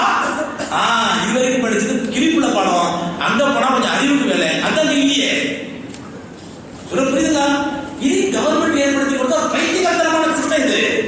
என்னைக்கு தமிழ்நாட்டில் என்ட்ரன்ஸ் எக்ஸாம் எடுத்தாங்களோ அன்னைக்கு கல்வி நாசமா போச்சு. இன்னைக்கு பாருங்க, அந்த பிள்ளைங்க 10th +2 10th ஸ்டேட் ஃபர்ஸ்ட் 66 பேர், ஸ்டேட் செகண்ட் 533 பேர், என்னடா இது? State third 1733. நம்ம 5-10 வருஷம் முன்னாடி ஸ்டேட் ஃபர்ஸ்ட்னா ஒரு பிள்ளை இருக்கும், ஸ்டேட் செகண்ட்னா ஒரு பிள்ளை 2 பிள்ளை இருக்கும், ஸ்டேட் தேர்ட்னா 2 பிள்ளை 3 பிள்ளை இருக்கும், அவ்வளவுதான். இப்ப ஸ்டேட் தேர்ட் ஸ்டேட் ஃபர்ஸ்ட் சர்வசாதாரணமாகி போச்சு. நல்லா பாருங்க, வருங்காலத்தில் இந்தியாவிலேயே மோசமான கல்வி தமிழ்நாட்டில் தான் இருக்குது. இந்த கல்வி முறையை படிக்கிற பிள்ளைங்க அவன் சிபிஎஸ்சி படிச்சுட்டு யூபிஎஸ்சிக்கு போக முடியாது, ஐஏஎஸ் ஐபிஎஸ் படிக்க முடியாது. ஏன்னா அங்க போற சிபிஎஸ்சி சிலபஸ், அந்த சிலபஸ் கால் தூசி கூட ஆரம்ப சமச்சீர் சிலபஸ். இப்படி அநியாயத்துக்கு மார்க் எடுத்தாண்டா இந்த மார்க்குக்கு மரியாதை எல்லாம் போயிடுச்சு. சோ இந்த மாதிரி ஒரு பைத்தியக்காரமான சிஸ்டத்தில் நம்ம இருக்கிறதுனாலதான் இன்னைக்கு நாங்களும் அவங்க கத்துக்கிட்டு வேண்டியது இங்கில. ஏன்னா எங்க நோக்கம் அந்த 150 பிள்ளைங்க அறிவாளி ஆக்குறது இல்ல, டாக்டர் ஆக்குறது. டாக்டர் சீட்டு வாங்குறது, அதுக்கப்புறம் டாக்டர் சீட்டு வாங்குறது எங்களோட நோக்கம். அப்ப இந்த மாதிரி பைத்தியக்காரத்தனமான சிஸ்டம் போடுது, நாங்க அதான் செய்ய வேண்டியது. அந்த பிள்ளைகளை அதனாலதான் பாருங்க, இப்பவே தமிழ் இன்னைக்கு யூபிஎஸ்சி ரிசல்ட் வந்துருக்குது. நான் ஆக்சுவலா துவா செய்யுங்க, அல்லாவோட நாட்டம் 2 பிள்ளைங்க வரல இன்ஷா அல்லாஹ், அல்லாஹ் அடுத்து கொடுப்பா இன்ஷா அல்லாஹ். நல்ல ரிசல்ட். தமிழ்நாட்டுல இன்னைக்கு எஜுகேஷன் சிஸ்டம் இப்படித்தான் இருக்குது, மோசமா. இதை படிச்சு இந்த பேக்ரவுண்ட்ல வந்த பிள்ளைங்களால அவன் யூபிஎஸ்சி போறதோ ஐஏஎஸ் ஆகிறதோ ஐபிஎஸ் ஆகிறதோ ரொம்ப கஷ்டம். அவன் மத்த மாநிலத்து பசங்க 20% பாடுறது கஷ்டப்படுதுன்னா நம்ம தமிழ்நாட்டு பசங்க 200% கஷ்டப்படணும். அப்பதான் அவங்களால போக முடியும், அவங்களோட போட்டி போட முடியும். நாட்டோட யூபிஎஸ்சி மட்டும் இல்ல, இது எந்த காம்படிஷன் எக்ஸாமா இருந்தா பிள்ளை தமிழ்நாட்டு பிள்ளை வர முடியாது. ஏன்னா படிக்கிறது அப்படியே மந்தம் பண்ணி படிக்கிறது, அதுதான் அந்த கவர்மெண்ட் எதிர்பார்க்குது. அதோட பாருங்க, இன்னைக்கு ஐஐடியா இருக்கட்டும் ஜேஇஆ இருக்கட்டும், தமிழ்நாட்டு ரேஷன் 4 நாள் குறைஞ்சிட்டே வருது. இன்னும் 5-10 வருஷம் போச்சுன்னா 0 லெவலுக்கு வந்துடும். ஸோ அதனால நாங்க எந்த அளவுக்குனா இந்த சிஸ்டத்தில் படிச்சு கொடுக்கக்கூடிய வாக்கியா இருக்க பிள்ளைங்க ஒரு நாளைக்கு 1 மணி நேரம் விளையாட விடுறது இல்லை, படி கட்டா போகணும், கால் மார்க் போயிடும், 1/2 மார்க் போயிடும், படி இப்படியே வச்சு கசக்கி தான் படிக்க வைக்க வேண்டியது. இருக்காங்க அந்த மெடிக்கல் சீட் வாங்கணும், இன்ஜினியரிங் சீட் வாங்கணும் இருக்காங்க. வரையறைகள் சில முத்தி போனவர்கள் அல்லாஹ் என்றாலும் ரசூல் என்றாலும் ஒன்றுதான் என்கிறார்கள். 20 பின்னால் தொழுவது கூடுமா? அது முத்தி போன கேஸ்ல முத்தான கேஸ் அப்படிதான் சொல்லுங்க. முத்தா அறகுறை கேஸ் அந்த கேஸ் அப்படிதான் சொல்லுங்க. அல்லாஹ் ரசூல் ஒன்று அப்படிங்கிறது அவங்க வரையறையுடைய அடிப்படை கொள்கை. அது அல்லாஹ் எப்படி காதிரி முத்தனப்போ எல்லா விஷயம் செய்த சக்தி பெற்றோனோ அதே மாதிரி ரசூல்லாவும் அல்லாஹ் எப்படி ஹாசிர் நாசிரோ எல்லா விஷயம் அல்லாஹ் இருக்கணும் ரசூல். அதனால யார் சொல்லலாம் 100 ரிசால நீங்க பாத்தீங்கன்னா 786 போடுவாங்க, அதுவே பிதாத்து. நம்மளால அதுக்கு கீழே 92 சில பேர் போடுவோம். பாத்தீங்களா? பார்த்தது இல்லையா? அடையாளங்க போங்க 786 காய்கறி பாத்துக்கா 786 போட்டு கீழே 92 போடுவான். என்னடா 786 சில்லார தெரியுமா? கீழே 92 யாமுகியத்தி அது 92. இந்த மாதிரி பைத்தியக்காரத்தனமான கொள்கையை சார்ந்ததுதான் பரேலவி. அதனால பரேலவி கூட்டம் வழிகட்டு கூட்டம் பண்ணணும். Can we read 40 salawat which is in the manzil? Do it as proof. அதாவது மனசில் இருக்கக்கூடிய 40 சலவாத்துகள் அதிசயம் இருக்குதா அப்படின்னு சொல்லிட்டு கேட்கறாங்க. அந்த 40 சலவாத்துகள் சின்ன சின்ன மாற்றங்கள் தான் இருக்கும். ஆனா ரசூலுல்லாஹ் சொன்ன அக்கத்திக்கான அதிசயம் வந்து அந்த தருத இப்ராஹிம் தான். அதுக்கு முக்கியமான அறிவிப்பு இன்ஷா அல்லாஹ் அல்லாஹ்வுடைய வரக்கூடிய புதன்கிழமையிலிருந்து ஒற்றைப்படை இரவு ஆரம்பம், 7 இரவுகள் இன்ஷா அல்லாஹ் ஆரம்பமா இருக்குது. ஏத்திகாஃப் நம்ம எல்லாத்தையும் சொல்றது என்ன சொன்னா, வெறும் ஒற்றைப்படை மட்டும் தராதீங்க, 10 நாள் ஏத்திகாஃப் இருங்க, இன்ஷா அல்லாஹ் 7 கிடைக்கும் அப்படின்னு சொல்லி ஏத்திகாஃப் இருக்க விரும்புறவங்க துணை மாவட்டத்தில் அப்ளிகேஷன் ஃபார்ம் ஃபில் பண்ணி கொடுத்துருங்க. முதல் 30 ஃபார்ம் 30 பேருக்கு மட்டும் அளவு வரப்போம் இந்த வருஷம். ஏன்னா நிறைய பேர் வந்துட்டு நம்ம சமாளிக்க முடியல, அவங்க சாப்பாடு இருக்குன்னு அதுக்கு ரொம்ப சிரமமா இருக்குது. அதனால 30 பேருக்கு மட்டும் அளவு பண்றோம். அதனால சீக்கிரம் அப்ளிகேஷன் வாங்கிடுங்க. அப்புறம் அந்த சகர் ஏற்பாட்டுக்காக 5 நாள் சகரு ஒரு நாளைக்கு கிட்டத்தட்ட 1.5 லட்சம் ரூபாய் செலவாகுது. அதனால ஏற்கனவே போன வருஷம் ஒரு ஒப்பீனியன் கேட்டோம், செய்யலாமா வேணாமான்ட்டு. அது நம்ம மஷூரால என்ன முடிவு பண்ணா, அந்த லேலத்துக்கு மதுக்கு வர கூட்டம் யாருமே வந்து சாப்பாடுக்கு வர கூட்டம் கிடையாது. அது 10% தான் செய்வாங்க. 90% மாஷால இப்பாதுக்கு வர்றவங்க அந்த சாப்பாடு கொடுத்தாதான் அவங்களுக்கு வந்து ஃபேமிலியோட வந்துடுறாங்க. அதுக்கப்புறம் வீட்டில் சமைக்கிறது சகர் தான் ரொம்ப கஷ்டம். அப்படிங்கிறதுனால நம்ம சகரை ஏற்பாடு பண்றோம். அது வந்து ஒரு புண்ணியமான புனிதமான செயல், நோன்பாளிகளுக்கு சகரை ஏற்பாடு பண்றது. அதனால சகோதரர்கள், நீங்க நண்பர் லெவல்ல யாராவது சேர்ந்து 2-3 பேர் சேர்ந்து நாங்க ஒரு சகர் பொருட்படுத்துக்கிறோம், நாங்க 4-5 பேர் சேர்ந்து ஒரு சகர் பொருட்படுத்துக்கிறோம் அப்படின்னு எடுத்துக்கிட்டீங்கன்னா ரொம்ப ஈஸியா முடிஞ்சிடும் இன்ஷா அல்லாஹ் வேலை. அது அல்லாஹ் உங்களுக்கும் பரவாயில்ல செய்யணும், எங்களுக்கு லேசா இருக்கட்டும். அதனால யார் யார் விருப்பம் உள்ளவங்களோ இன்ஷா அல்லாஹ் அந்த பொறுப்பெடுத்துங்க. அதற்கான வாக்குறுதிகளையும் அதுக்கான தொகைகளையும் இன்ஷா அல்லாஹ் கீழே செக்ரட்டரி இருப்பாங்க, அவங்களுக்கு கொடுத்துருங்க. அப்புறம் பெரியகுளம் தேனி மாவட்டத்தில் சுமையா ரலியல்லாஹு அன்ஹா மதரசா இருந்து உங்களுக்கு எதிர்பார்த்துருக்காங்க. உங்களுக்கு முடிஞ்ச உதவி செய்து அப்படின்னு கேட்டுக்கோங்க. சுப்ஹானல்லாஹ்.